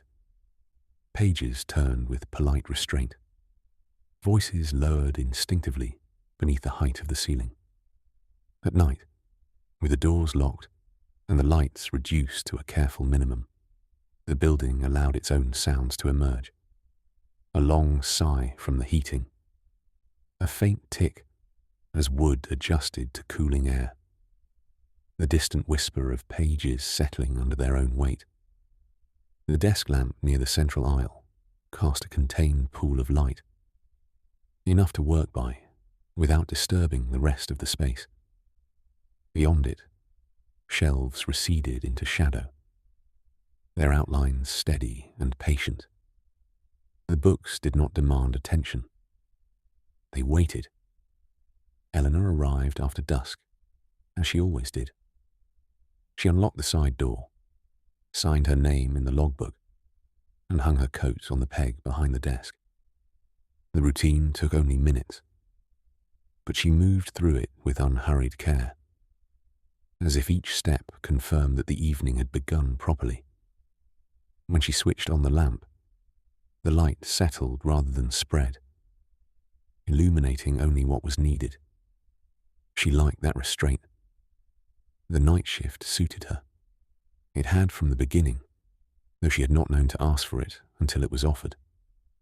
The library closed to the public at 7, but the work did not stop then. Returns needed sorting. Records needed checking. Shelves needed quiet attention that was difficult to give during the day. Eleanor moved to the returns trolley and began her circuit. She did not rush. Each book was lifted, checked, and placed back where it belonged. Her hands recognized the difference between bindings without needing to read titles. Cloth covers, smooth dust jackets, the faintly raised lettering of older spines. She worked by feel as much as by sight, letting the shelves guide her rather than imposing order upon them. Some books bore the marks of use: folded corners, softened spines. Others felt untouched, their pages stiff and clean, as if waiting for the right reader. Eleanor did not judge which mattered more. Every book belonged here, regardless of how often it was opened. As she worked, the building settled further. The outside world faded quickly at this hour. Traffic thinned. The street lights cast steady, unchanging patterns through the tall front windows. Inside, time loosened its grip. Eleanor had learned not to measure the night too closely. She moved shelf by shelf, aisle by aisle, until the sense of progress felt internal rather than counted. There were moments, early on, when she had been startled by the sounds. A sharp crack from a cooling beam. A sudden whisper that turned out to be nothing more than paper, shifting against paper. Now she recognized them as part of the library's language. The building was not speaking to her. It was simply existing without an audience. She paused near the history section and rested a hand lightly against the shelf. The wood was cool and solid, its surface worn smooth by decades of contact. Generations of hands had passed here, searching for something specific or simply browsing until they found what they did not know they needed. Eleanor liked being part of that continuity, even if her role took place after hours. She continued on. The lamp at the desk remained her anchor point, its glow marking the center of the room. Each time she passed back through it, she felt briefly reoriented, then allowed herself to drift outward again. The shadows beyond the light did not trouble her. They felt appropriate. A library at night did not need to be fully revealed. Halfway through the returns, Eleanor stopped. Not because anything was wrong, but because she had learned to listen for that subtle cue. Fatigue announced itself quietly, not as exhaustion, but as a slight dulling at the edge of attention. When she noticed it, she took a break. She returned the last book to the trolley and wheeled it back to the desk. She poured herself a cup of tea from the thermos she brought each night and sat, hands wrapped around the mug, letting the warmth travel upward. The desk chair creaked softly beneath her weight, then settled. She did not turn on any additional lights. The lamp was enough.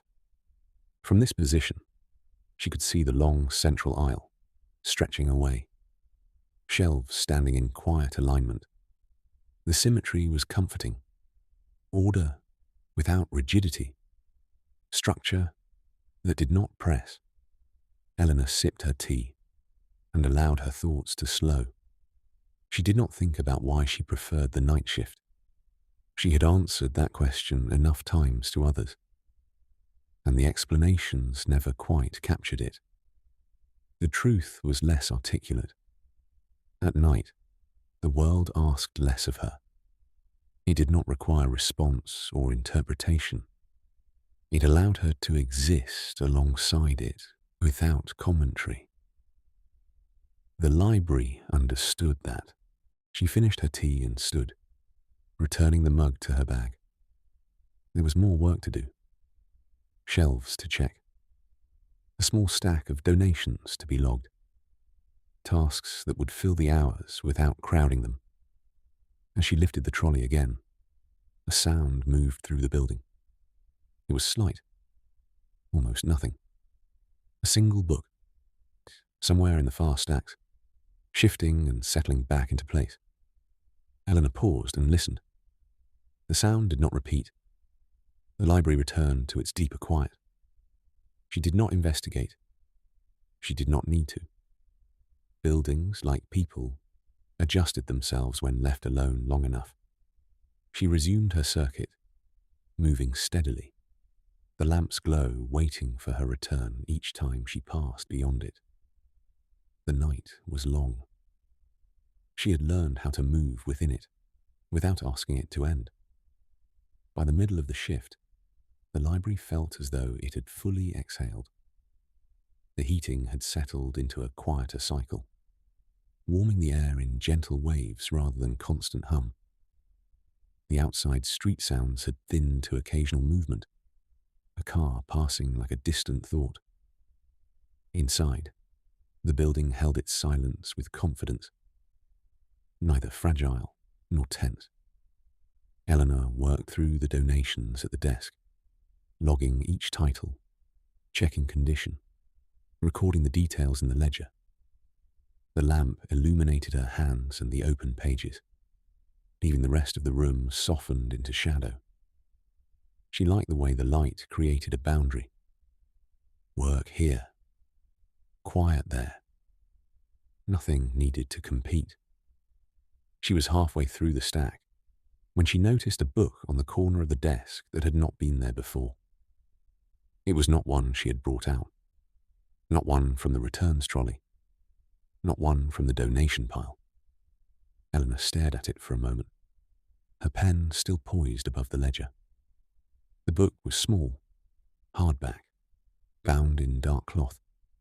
No dust jacket, no title on the spine. Its edges were worn, as though it had been handled often. The cover held the faint imprint of fingers along the corners, the cloth slightly faded where hands had touched it repeatedly. She did not feel alarm.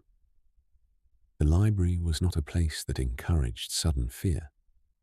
Still, the appearance of an unaccounted book was enough to shift her attention fully into the present. Eleanor reached for it and lifted it carefully. It was heavier than it looked, the weight of paper and age. She opened the cover and found on the inside page a library stamp. The date below it was so old, the ink had softened into a blur. Beneath that was a typed label with a code she did not recognize, the kind used before modern systems. She turned a few pages. The text was ordinary.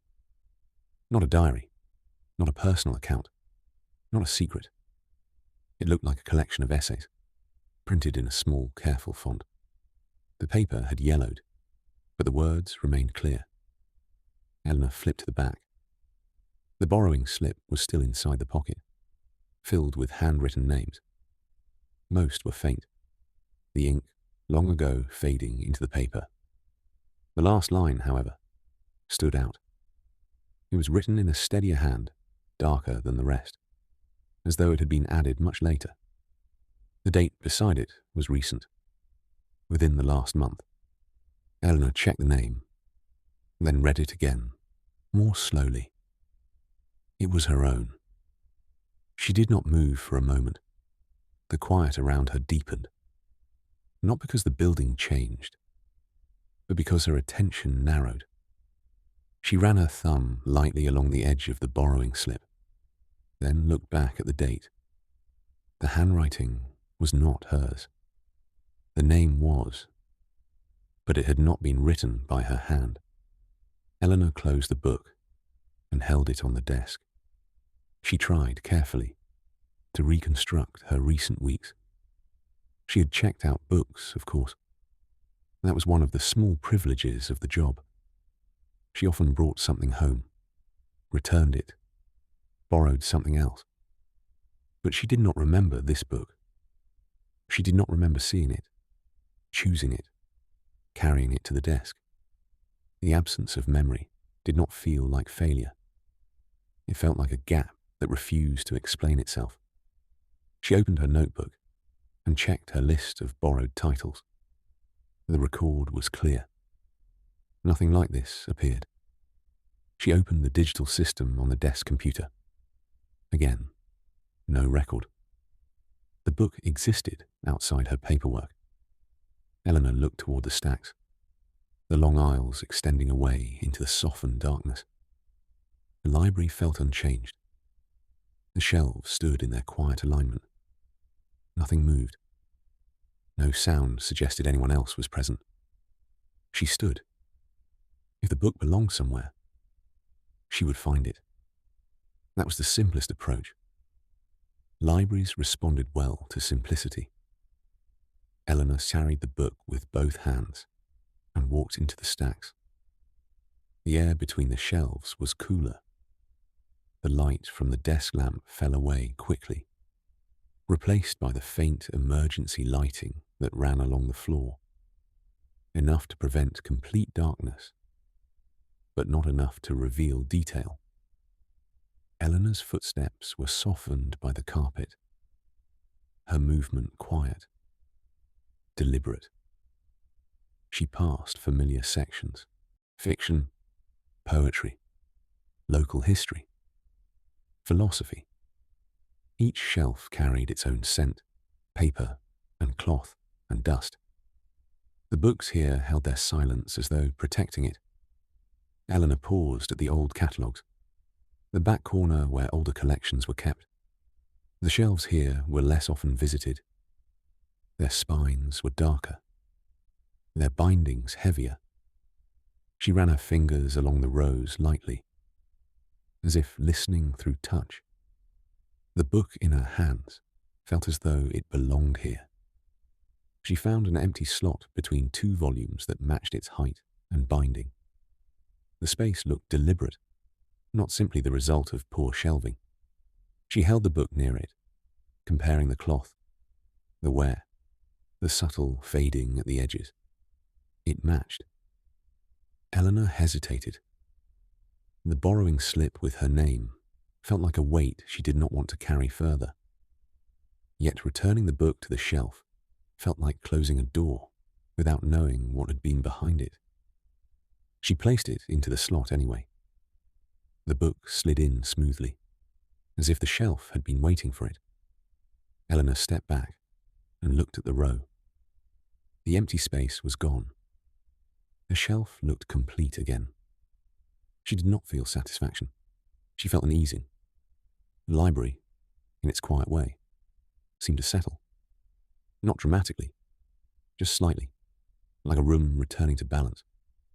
Eleanor turned and walked back toward the desk. The lamp's light waited, steady and unchanged. She sat down, reopened her ledger, and resumed logging donations. Her hand moved smoothly again, her attention returning to the work. Yet the image of her name on the borrowing slip remained with her, not as mystery, but as a gentle question she did not intend to solve tonight. She had learned that some questions did not improve with pursuit. The library held many things. Some were meant to be borrowed. Some were meant to be returned. Some simply passed through a person's hands without leaving a trace, except for a name written once in someone else's careful script. The rest of the night passed without interruption. Eleanor continued her work with the same quiet attention she always gave it, moving from task to task without rushing. The ledger filled steadily. The donation stack diminished. The trolley stood empty beside the desk. The lamp's pool of light remained unchanged, holding the center of the room in gentle focus. She did not return to the shelves where she had placed the book. The library had a way of closing conversations without announcement. Once something settled, it did not invite repeated inspection. Eleanor respected that. She trusted the rhythm she had learned over years of moving through this space when most of the world slept. When she finished logging the last entry, she closed the ledger and set her pen carefully on top. The action felt complete. She stood and stretched slowly, feeling the familiar pull along her shoulders ease. The night had reached that point where effort no longer accumulated. It simply remained. Eleanor walked the length of the central aisle one final time, checking lights, straightening chairs, ensuring nothing had been left out of place.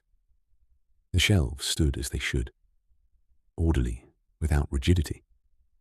The older section remained quiet and undisturbed, its presence no different from before. She paused briefly near the desk and looked out through the tall front windows. The sky had begun to change. The darkness had thinned into a deep blue, the first hint of morning settling over the street. The lamplights outside dimmed further, their usefulness ending without complaint. Somewhere beyond the library, a door opened. A car passed. The world prepared itself to begin again. Eleanor returned to the desk and gathered her things. Coat, bag, thermos now empty. She switched off the lamp, and the room accepted the change easily, the remaining emergency lighting guiding her path without intruding. As she signed out in the logbook, she paused for a moment, pen hovering above the page. Her name looked ordinary there. Ink on paper. A record of presence. Nothing more. She closed the book and placed it back where it belonged.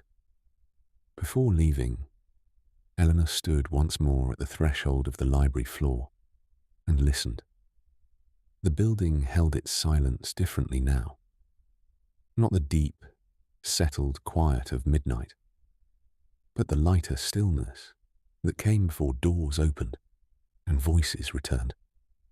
The books waited, patient as ever, their stories unchanged by the night that had passed.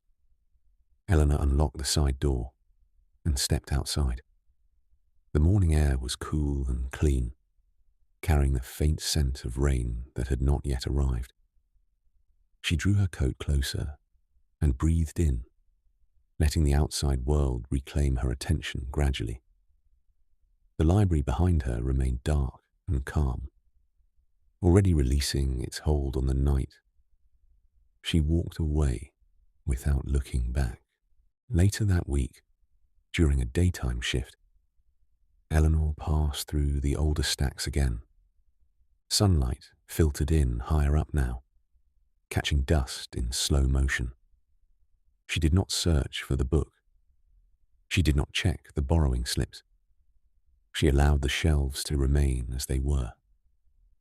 She understood, without needing to name it, that the book had never been missing. It had simply needed to be acknowledged.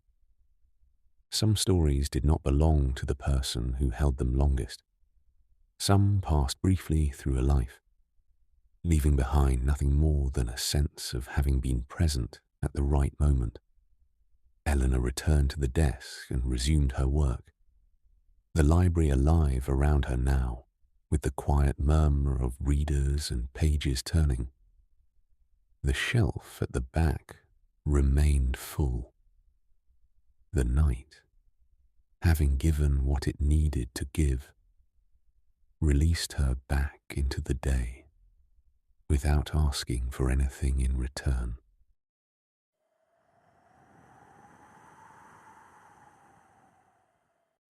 The last bus before dawn. The bus shelter stood slightly apart from the road, its glass panels clouded by years of weather and fingerprints.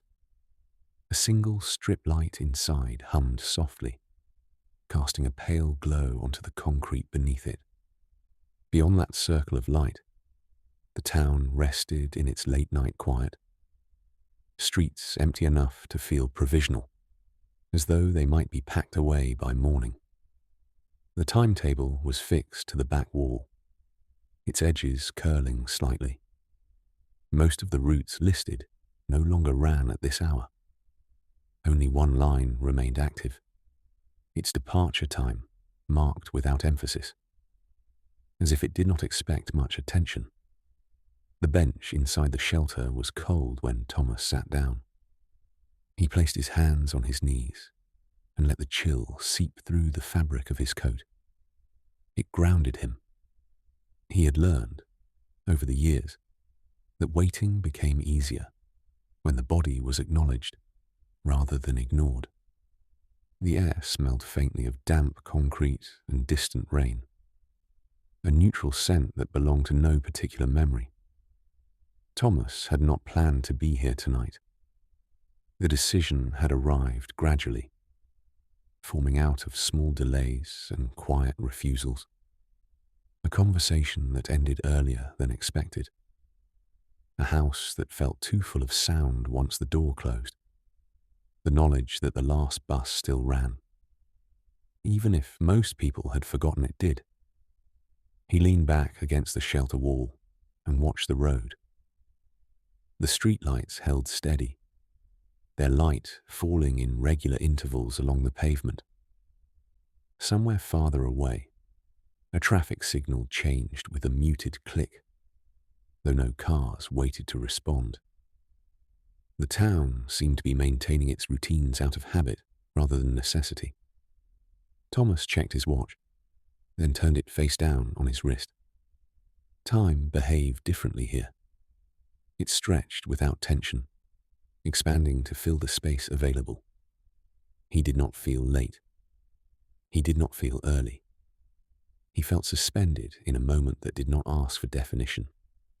He thought briefly of the first time he had taken this bus. It had been years ago, during a period when nights felt longer and decisions felt heavier. He remembered standing in this same shelter, hands in his pockets, breath fogging the glass. The bus had arrived then with a sigh of brakes and a wash of interior light, offering movement without demand. He had boarded without knowing exactly where he would get off. Tonight felt quieter than that memory. The shelter creaked faintly as a breeze moved through, rattling one of the loose panels. Thomas adjusted his position on the bench, shifting his weight until he found a place that felt steady. He did not reach for his phone. He had learned that waiting did not need filling. It needed space. A cat crossed the road at the far end of the street. Its movement quick and purposeful. It disappeared into shadow without hesitation. Thomas watched until it was gone, then returned his attention to the empty road. The bus was due in 12 minutes. He let that knowledge rest without pressure. 12 minutes was neither long nor short. It was simply the amount of time before something else arrived. Thomas breathed slowly, noticing the way the shelter amplified sound. His own breath sounded louder here, the soft exhale bouncing back from glass and metal. The hum of the light above him remained constant, a thin thread of noise that stitched the silence together. He thought of where the bus would take him. The route wound out of town, past industrial estates and darkened shops, toward the edge of the city, where streets widened and lights thinned. He had no intention of staying there. He knew that. The journey itself was the point. Movement without destination. A chance to let the mind follow rather than lead. The shelter held him in its small square of light. Outside it, the night felt broader, less contained. Thomas remained seated, letting the contrast settle. A gust of wind pushed at the glass, carrying with it the smell of rain now closer, sharper. He pulled his coat tighter, not to keep the cold out entirely, but to feel the weight of it. The coat was old, its lining softened by use. It carried its own familiarity, a reminder of continuity. The road remained empty. Thomas closed his eyes for a moment and listened.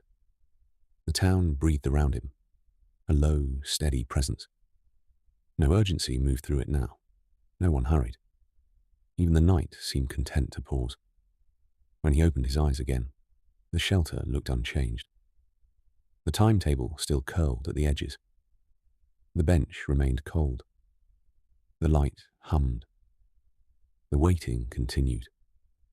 Somewhere beyond the curve of the road, an engine sound emerged faintly, then faded.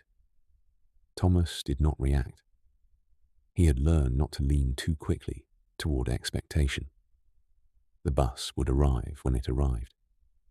Anticipation did not hasten it. He shifted again, crossing his ankles beneath the bench. The movement was small, almost unconscious. His body understood waiting as a series of adjustments rather than a fixed state. The minutes passed without marking themselves. Thomas remained seated, present without effort, held by the shelter and the soft glow of its light. Whatever had driven him here no longer pressed against him. It had loosened, given space to breathe. The road ahead stayed empty. For now, that was enough. The bus arrived without announcement. Its headlights appeared first, rounding the bend in the road with steady patience. The engine sound followed, low and unhurried, growing louder only as it drew close. The vehicle slowed as it approached the shelter, brakes releasing a soft hiss rather than a complaint. Thomas stood as the bus pulled in. The doors opened with a familiar fold of sound, and warm light spilled onto the pavement. The interior looked much as it always had. Rows of seats in muted colours, handrails worn smooth by countless hands, the faint smell of fabric and oil, and something indefinably human that belonged to public transport everywhere. He stepped aboard and nodded once to the driver. The driver returned the gesture without words, already turning attention back to the road. There were no other passengers. Thomas did not find that strange. This route belonged to a smaller hour, one that did not invite company. He chose a seat halfway down, by the window, and settled in. The vinyl was cool, but not uncomfortable. He placed his bag at his feet and rested his hands loosely in his lap. As the doors closed and the bus pulled away from the shelter, the light outside shifted, the small square of brightness left behind without ceremony. The town began to move past the windows. Streetlights slid by in even intervals, their reflections stretching briefly across the glass before dissolving. Shop fronts appeared shuttered and dark, their signage unreadable at this speed and light. The bus did not hurry. It followed the road with the same calm insistence Thomas had felt while waiting. He watched without expectation. The bus crossed an intersection where signals changed for no one, lights cycling through their colours in the absence of traffic. The movement felt oddly reassuring. Systems continued even when no one was watching. The world did not require constant participation to remain intact. Thomas leaned his head lightly against the window and let the vibration of the engine travel through him. The motion steadied his thoughts, smoothing them into something less defined. He did not revisit the evening that had led him here. That story had already loosened its hold. The bus offered no encouragement to return to it. Outside the town centre, the buildings thinned. Industrial units replaced houses, their outlines blocky and unadorned. Fences ran alongside the road, interrupted by gates that stood open or closed without obvious purpose. The bus passed them all with the same attention, not lingering, not avoiding. Thomas noticed the way his body responded to the journey. His shoulders dropped slightly. His breathing slowed further. The act of being carried asked nothing of him except presence. He did not need to decide anything yet. He did not need to arrive anywhere in particular. The bus turned onto a longer stretch of road, one that led away from familiar streets. Here, the lights were fewer, spaced farther apart. The dark between them felt deeper, but not threatening. It was simply unlit, allowed to remain itself. A single car passed in the opposite direction, its headlights flaring briefly before vanishing behind. The road returned to quiet. Thomas adjusted his position, stretching his legs out slightly. The movement felt natural, part of the slow conversation between body and seat. He glanced toward the front of the bus, where the driver sat in steady focus, hands easy on the wheel. The driver did not look back. This was not a route that required reassurance.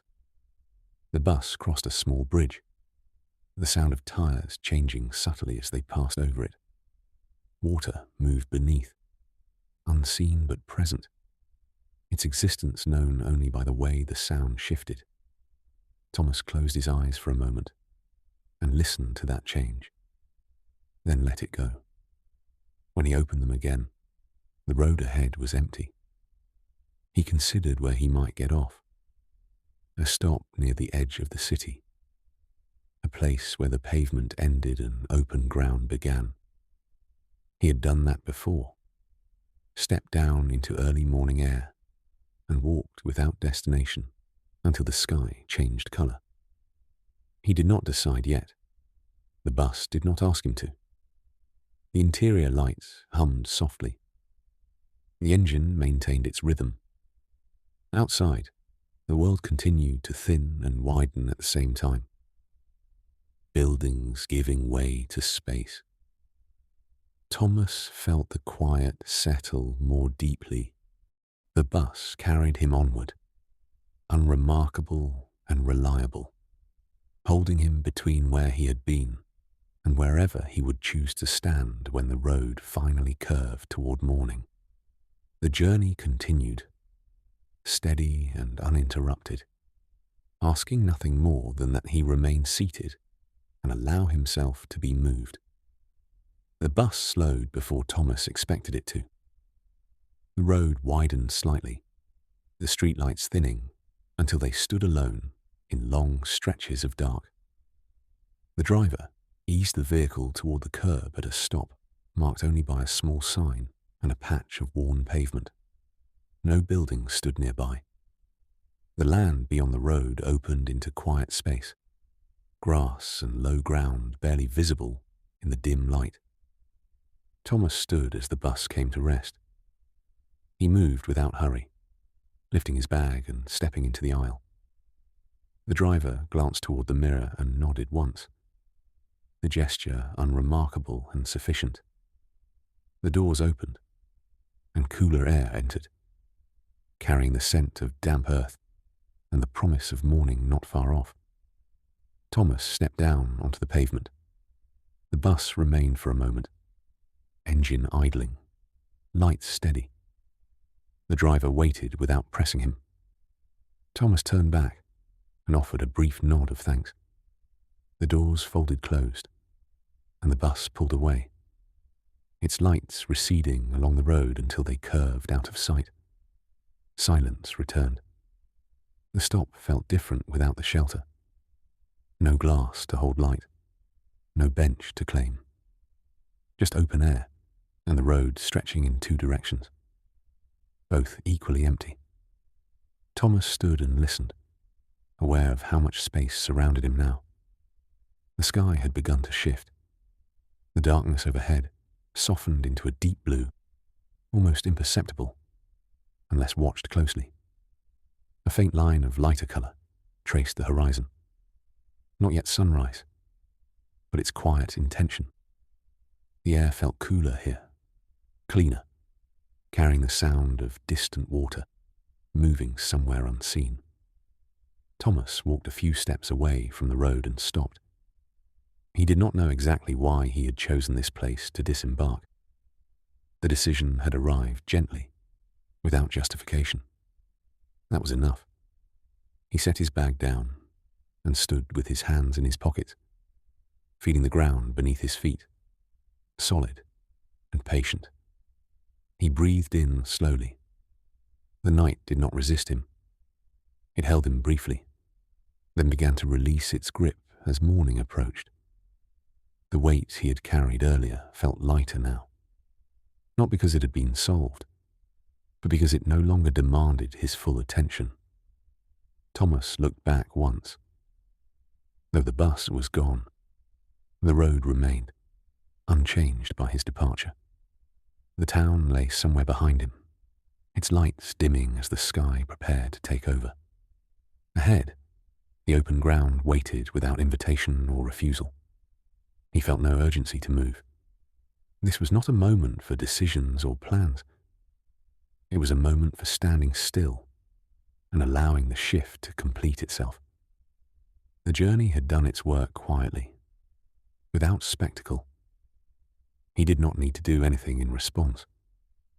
As the first hint of warmth touched the air, Thomas lifted his bag and began to walk, choosing no particular direction at first, letting the path form beneath his steps. The ground accepted his weight. The morning accepted his presence. Behind him, the road remained empty. Ahead, the day waited, not demanding arrival, only offering itself when he was ready. Thomas walked on, unhurried, carrying with him the simple knowledge that movement did not always require destination, and waiting did not always need an answer. When the sun finally began to rise, he was already at rest within the motion of it.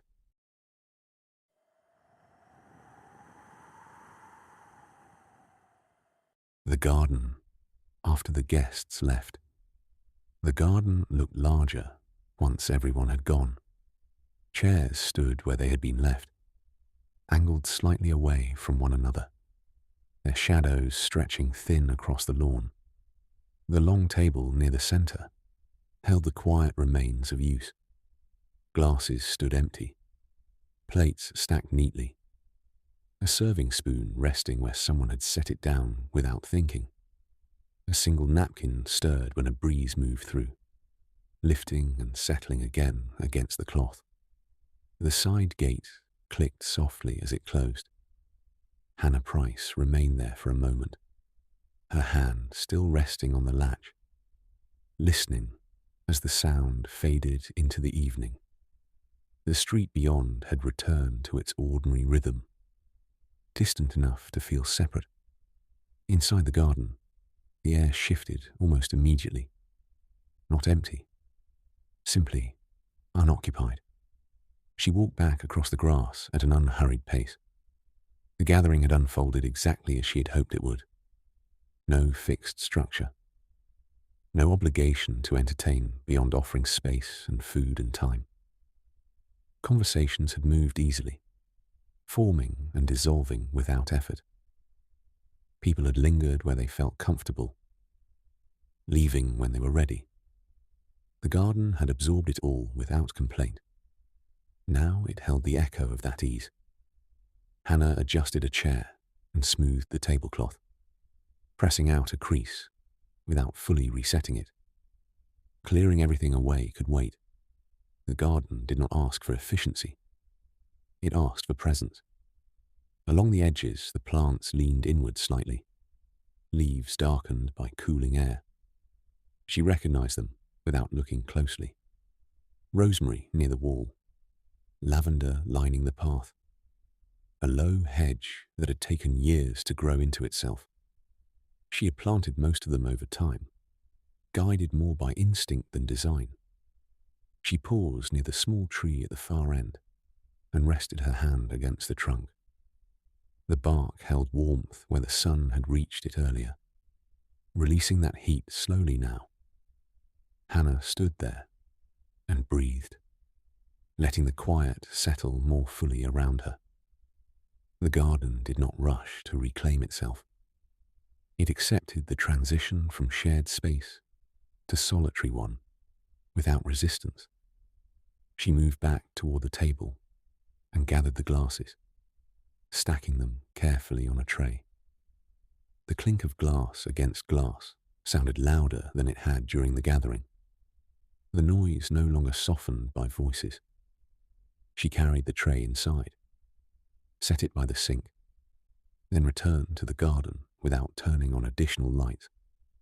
Dusk lingered. The sky held a muted glow, neither day nor night, allowing the garden to exist in a softened state. Shadows lengthened without sharpening. Colors deepened rather than darkened. Hannah took advantage of the moment, sitting in one of the chairs and letting her weight settle into it. She did not feel tired in the way she sometimes did after company. The tiredness she felt now was gentler, a release rather than a drain, the kind that came from having given something freely without overextending. She rested her hands in her lap and listened to the small sounds around her, leaves shifting, a bird settling somewhere nearby, the distant hum of a car passing along the road. She thought briefly of the people who had been here. Their presence lingered not as noise, but as impression. The way someone had laughed unexpectedly, the pause in conversation when food was passed, the comfortable silences that had formed between exchanges. None of it demanded replay. It simply existed as part of the afternoon that had already begun to fold itself away. Hannah had hosted gatherings like this for years. There had been a time when she filled the space with intention, worrying over whether people felt welcomed enough, fed enough, entertained enough. That impulse had softened with experience. She had learned that gardens worked best when they were allowed to do what they did naturally. People, she found, were not so different. She stood and collected a few plates, then stopped. The rest could wait. She sat again and looked across the garden, noticing how the arrangement had shifted without her direction. Chairs turned toward one another. A path worn slightly deeper through the grass where people had moved back and forth. Evidence of use that would fade by morning. The garden would recover easily. It always did. Hannah felt a quiet satisfaction settle in her chest. Not pride, not accomplishment, just the steady sense of having held space long enough for something gentle to pass through it. She remained there as the light continued to thin, allowing the evening to close around her without instruction. The gate stayed shut. The garden stayed open. She stayed a while longer. The light thinned slowly, taking its time. Hannah remained seated long enough for the garden to change character without announcing itself. The colours that had held through dusk softened further, settling into muted greens and greys. The air cooled by degrees too small to notice all at once, only becoming apparent when she shifted in her chair and felt the temperature against her skin. She stood and began to clear the table properly. Plates were stacked with care, cutlery gathered and aligned without thinking. Each movement felt deliberate, but unhurried, guided by familiarity rather than obligation. The work did not feel like tidying up after something finished. It felt like completing a circle, allowing the gathering to rest where it belonged. She carried the stack inside and returned again, repeating the process until the table was bare. The cloth remained in place, smoothed but not removed. It held the faint outlines of where dishes had stood, pale shapes that would fade by morning. Hannah liked leaving it that way. Evidence of use did not need to be erased immediately. She paused near the centre of the garden and looked around. The space had already begun to reorganize itself. The breeze moved differently now that bodies no longer interrupted it. Leaves brushed together more freely. The air carried fewer overlapping scents, settling back into the familiar mix of earth and plant and cooling stone. Hannah walked the perimeter slowly, checking nothing in particular. Her feet followed the edge of the lawn, tracing a path she had walked many times before. The hedge at the boundary stood neatly trimmed, its shape maintained without severity. Beyond it, the faint outlines of neighbouring gardens blended together, each holding its own version of quiet. She stopped beside the herb bed and brushed her fingers lightly over the rosemary. The scent released immediately, sharp and clean. It grounded her, the way it always had. She had planted it years ago, and the garden was still finding its shape, when she herself had been doing the same. There had been seasons when this space felt like effort. She remembered afternoons spent worrying over weather forecasts, guest lists, seating arrangements. Times when hosting felt like performance rather than offering. Those seasons had passed gradually, without a single moment of decision marking the change. She had learned, through repetition, what mattered and what could be let go. Tonight had confirmed that learning. The gathering had not needed her constant attention. Conversations had formed and reformed without guidance. The garden had held people easily, offering them places to sit, to stand, to move. Hannah had moved among them when needed, stepped back when not. The balance had felt natural. She returned to the chair she'd been sitting in and lowered herself into it again. The garden lights along the path came on automatically, their glow soft and low. They did not illuminate everything. They marked edges and turns, allowing the rest to remain in shadow. Hannah appreciated that restraint. Full visibility was not required to feel at ease. She leaned back and let her gaze drift upward. Above her, the sky had deepened fully into night. A few stars held steady where clouds allowed them through. The air felt settled now, the day fully released. Hannah breathed in slowly and felt the lingering warmth of the chair beneath her, the wood having absorbed the day's heat and begun to give it back. Her thoughts moved gently. She did not replay specific conversations or moments from the gathering. Instead, she held a general sense of it, a texture, rather than a narrative. The sound of voices layered together, the way laughter had risen briefly, then fallen away, the ease with which people had stayed longer than planned, then left without apology. That ease mattered to her. It was something she had once struggled to create, believing it required constant effort. Experience had taught her otherwise. Ease emerged when space was offered honestly, without pressure to fill every moment. The garden understood that instinctively. Hannah stood again and walked toward the gate. She did not open it. She rested her hand on the wood and felt its coolness, the grain familiar beneath her palm. The gate marked the boundary between this quiet and the world beyond it. Tonight, she did not feel the need to cross that boundary. The garden had given her enough. She turned back and collected the last few items left behind. A folded blanket draped over a chair. An empty bowl set on the low wall near the tree. Each object returned inside without ceremony, placed where it belonged.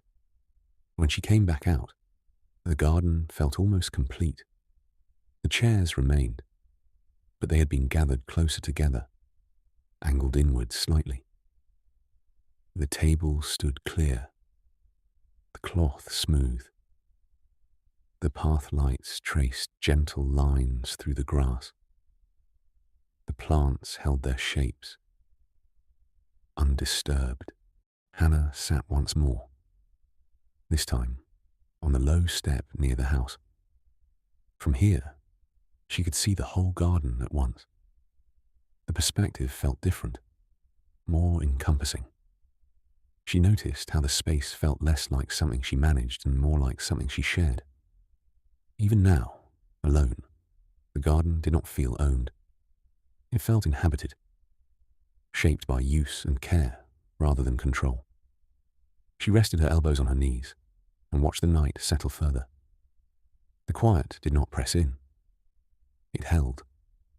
Hannah realized, with a soft clarity, that the garden had given something back to her this evening. Not gratitude, not approval, but permission. Permission to let things end without sadness.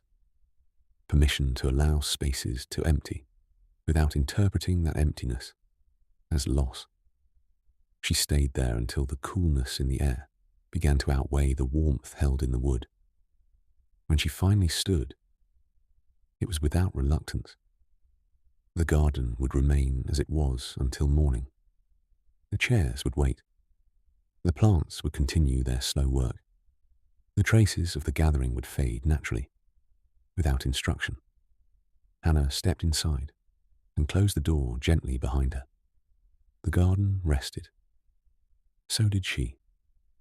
Morning arrived without urgency. Light filtered into the garden gradually, slipping between leaves and along the edges of the house, before settling fully onto the lawn. The air held a faint coolness, the kind that lingered after a clear night. Dew rested lightly on the grass and along the tablecloth, catching the light in small, quiet points.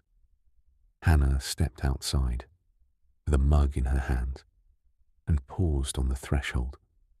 The garden looked as it had the night before, though softened by daylight. Chairs remained where she had left them, gathered loosely rather than scattered. The table stood clear, its cloth marked faintly by the memory of plates and glasses that had rested there. Nothing felt out of place. Nothing asked to be corrected immediately. She walked down the path and stood near the center of the space, letting the morning settle around her. Birdsong moved through the air, light and intermittent. Somewhere nearby, a door closed, followed by the distant sound of a car starting.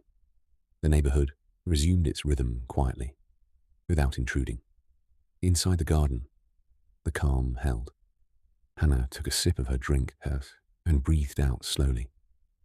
The tiredness she had felt the night before had passed, replaced by a steadier kind of energy.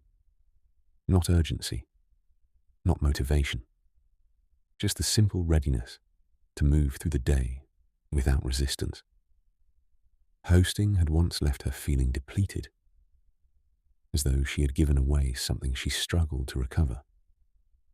That feeling had faded over the years, replaced by a more balanced exchange. The garden played a part in that. She moved to the table and folded the cloth carefully, lifting it free and carrying it inside. The surface beneath was clean and cool, the wood pale in the morning light. She wiped it once, more out of habit than necessity, then left it bare. The table looked lighter without its covering, ready for whatever came next. One by one, she gathered the chairs and returned them to their places along the wall. The task felt unremarkable, its completion neither satisfying nor disappointing. It was simply the next small movement in a sequence that required no commentary. Hannah paused near the herb bed again, brushing her fingers lightly over the rosemary. The scent rose fresh and sharp, brighter than it had been the night before. Morning had a way of clarifying things. She inhaled and felt herself fully present, anchored in the simple fact of being here. She thought briefly of the people who had been in the garden. Their absence did not register as loss. It registered as completion. The gathering had served its purpose, allowing connection without lingering obligation. The ease of it had been real, not manufactured. That mattered to her more now than numbers or noise ever had. She walked the length of the garden slowly, observing how it held itself in daylight. The tree at the far end lifted its branches into the sun. The hedge cast a neat line of shadow along the boundary. The lawn showed faint impressions where chairs had stood and feet had passed, marks that would disappear as the day warmed. The garden did not cling to what had been. It released it naturally. Hannah returned to the step near the house and sat down, placing her mug beside her. From here, she could see the whole space again, but the perspective felt different from the night before. Less reflective, more grounded. The garden was no longer transitioning. It had arrived at its next state, without hesitation. She realized sitting there that she no longer felt the need to mark moments like these. There had been a time when she would have framed the gathering as success or failure, weighed it against expectations, carried it forward as something to measure herself by. That impulse had softened over time, replaced by a quieter understanding. Moments did not need evaluation to be complete. The garden did not assess itself. It simply continued. Hannah finished her drink and stood, stretching lightly before turning toward the house. There were other things to do today. Errands, messages to answer. The ordinary structure of the week waited, patient and undemanding. She felt ready to meet it without hurry. Before going inside, she looked back once more. The garden stood open and calm, its boundaries clear but unrestrictive. It did not belong solely to her, though she cared for it. It existed as a shared space, even when unoccupied. That was part of what made it generous. Hannah closed the door behind her and moved into the house, leaving the garden to the day. Outside, light continued to spread. Shadows shifted. Leaves turned slightly toward the sun. The space adjusted itself without instruction, carrying forward what it needed and letting the rest fade. By afternoon, there would be little sign that anyone had gathered there at all. That felt right. The garden had done its work quietly. Now it rested, ready to receive whatever came next, without holding on too tightly to what had already passed.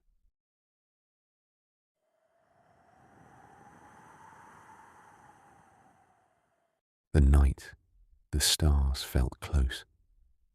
The house was quiet in the way that followed a day without incident. No unfinished conversations lingered in the rooms. No tasks pressed against the edges of thought. The lights were low, placed where they were needed and nowhere else, and the air carried the settled calm of something that had been allowed to end naturally. Owen Blake stood near the back door and listened.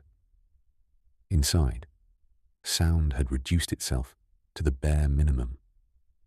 A faint hum from the refrigerator, the soft tick of pipes cooling after use, the subtle shift of wood responding to night air. Each sound arrived without urgency, existing only long enough to be noticed before returning to the background. Nothing asked for attention. Sleep had not arrived yet. He did not resist that. Over time, Owen had learned that sleep did not benefit from pursuit. When it came easily, he accepted it. When it hesitated, he waited without irritation. Waiting, he discovered, often led somewhere gentler than effort ever had. He reached for the handle and opened the door. The night air met him quietly. Cool, but not sharp, carrying the clean scent of grass and distant moisture. The garden lay dark and composed, its shapes familiar even without light to define them fully. Owen stepped out and closed the door behind him with care, not wanting to disturb the balance that had settled inside the house. Above him, the sky opened without boundary. Stars scattered across it in quiet abundance, more visible here than they ever were closer to town. They had always been there, waiting for darkness to make space for them. The absence of streetlight allowed them to hold their presence without competition, steady and uninsistent. Owen tilted his head back and breathed out slowly. He stood like that for a while, hands resting loosely at his sides, breath moving in a rhythm that felt unforced. The day he had left behind had been ordinary in the best sense of the word. Work completed without difficulty. Conversations that resolved themselves without lingering weight. Meals eaten without distraction or hurry. There was no clear reason he could name for the restlessness that had delayed sleep, and the absence of reason did not trouble him. Not everything announced itself with clarity. Some things arrived as a quiet misalignment, a sense that the body needed something slightly different from what the mind had planned. He had learned to listen for that over the years, even when it did not come with explanation. The grass beneath his feet felt cool through the soles of his shoes. Moisture clung lightly to the blades, brushing against the edges of leather as he shifted his weight. The physical sensation grounded him, reminding him of scale and presence. A low fence marked the boundary at the far edge, its outline barely visible in the dark. Beyond it, the land fell away into shadow, unlit and unconcerned. A tree near the corner lifted its branches toward the sky, leaves still, as though listening. Owen looked up again. The stars seemed closer tonight. He understood, intellectually, that nothing had changed. Distance did not contract because a person noticed it. The measurable facts of space remained exactly as they had been before he stepped outside. Still, the impression remained. The sky felt nearer, less remote, as though the space between observer and observed had thinned just enough to be felt. The feeling was not wonder in the dramatic sense. It did not arrive with awe or revelation. It was quieter than that. A sense of proximity, of being included rather than excluded. He noticed how his shoulders had dropped without instruction. The tension he carried so often during the day had loosened, not because it had been addressed directly, but because it no longer needed to be held. A sound moved somewhere beyond the garden, not close enough to identify clearly. Perhaps a fox moving through undergrowth. Perhaps the distant passage of a car along an unlit road. The sound did not intrude. It passed through the quiet without breaking it. Owen moved toward the chair at the edge of the garden. He had placed it there earlier in the evening, drawn by the habit of sitting outside when the air felt like this, and sat down carefully. The chair was firm, its surface cold enough to register immediately. He welcomed both sensations. Comfort, he had learned, did not always require softness. Sometimes it came from certainty, from knowing where the body ended and the world began. From this position, the house receded behind him. In front of him, the garden stretched out, then dissolved into open sky. Owen rested his head lightly against the back of the chair and allowed his gaze to drift. Thoughts moved through him slowly, unstructured and light. A fragment of a conversation from earlier in the week. The memory of sunlight resting on a wall in the late afternoon. The quiet satisfaction of finishing something without fuss or recognition. None of it demanded holding. A plane crossed far overhead, its light a brief, quiet line that moved steadily before disappearing into the dark. The sound arrived a moment later, faint and contained, then passed. The stars remained, unchanged by the interruption. The air cooled slightly. The change registered not as discomfort, but as information. Time continued to move forward, even when he remained still. Owen felt small in a way that steadied him, not diminished, not erased, simply placed within something larger that did not require his participation to continue. The stars did not offer answers. They offered perspective. The difference mattered. A memory came of a night years ago when sleep had refused him for sharper reasons. A period when silence felt heavy, when space pressed inward rather than opening out. Those nights had taught him the difference between loneliness and quiet. This night belonged firmly to the latter. The quiet carried no expectation. It did not ask him to resolve anything. It allowed him to be present without performance, a state that had once felt unfamiliar and now felt earned through repetition. Owen noticed the way his hands rested, fingers loose, palms open. He had not decided to relax them. The body had done that on its own. Some stars were faint, almost lost to the edge of vision. Others stood clear and steady. The variation did not imply hierarchy. Presence here did not depend on prominence. Everything that could be seen belonged equally to the whole. He closed his eyes briefly. Darkness deepened behind his lids, but the sense of space remained. The stars did not vanish when unseen. The knowledge of them persisted, quiet and reassuring. He opened his eyes again without urgency, returning to the open sky. The night felt generous, not because it gave him anything new, but because it allowed him to set something down. The weight he had carried earlier, unremarked and undefined, had eased. It had not disappeared. It had simply found a place where it no longer needed to be held. Owen breathed in and out, slow and even. The moment did not peak. It did not build toward revelation.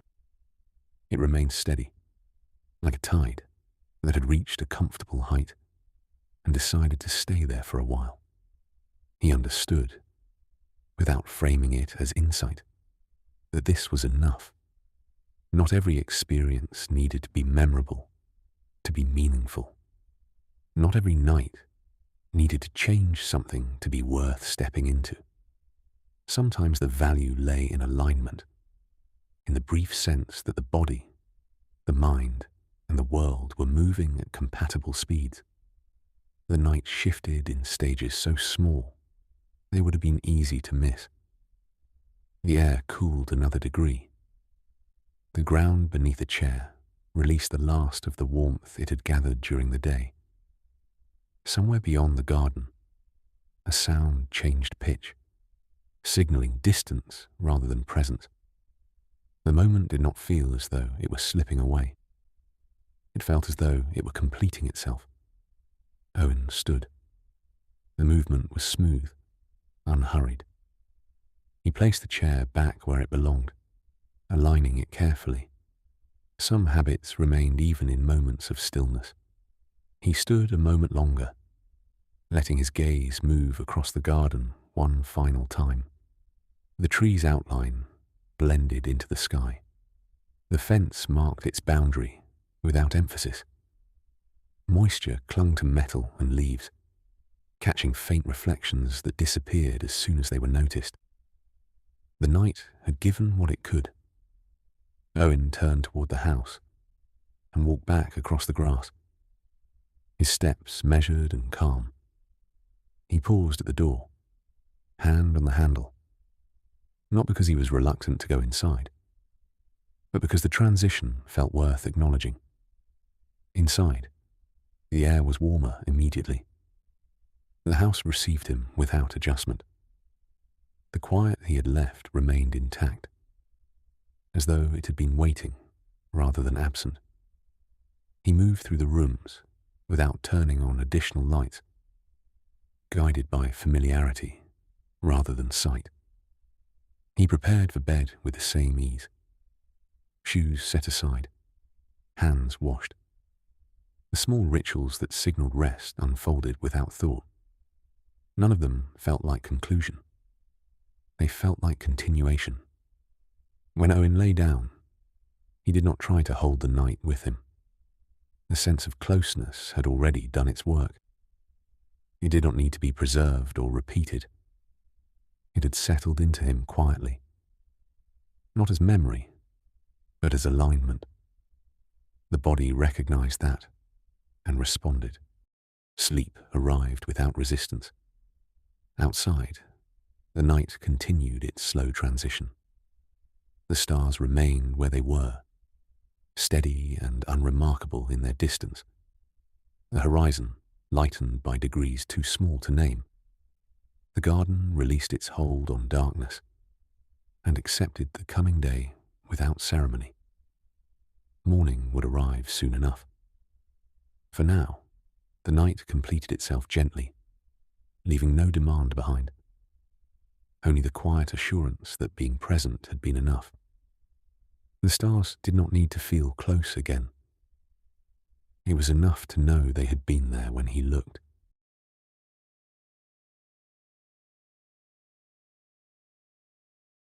Thank you for watching. If you enjoyed the video, please like, comment, share and subscribe. Thank you for supporting the channel.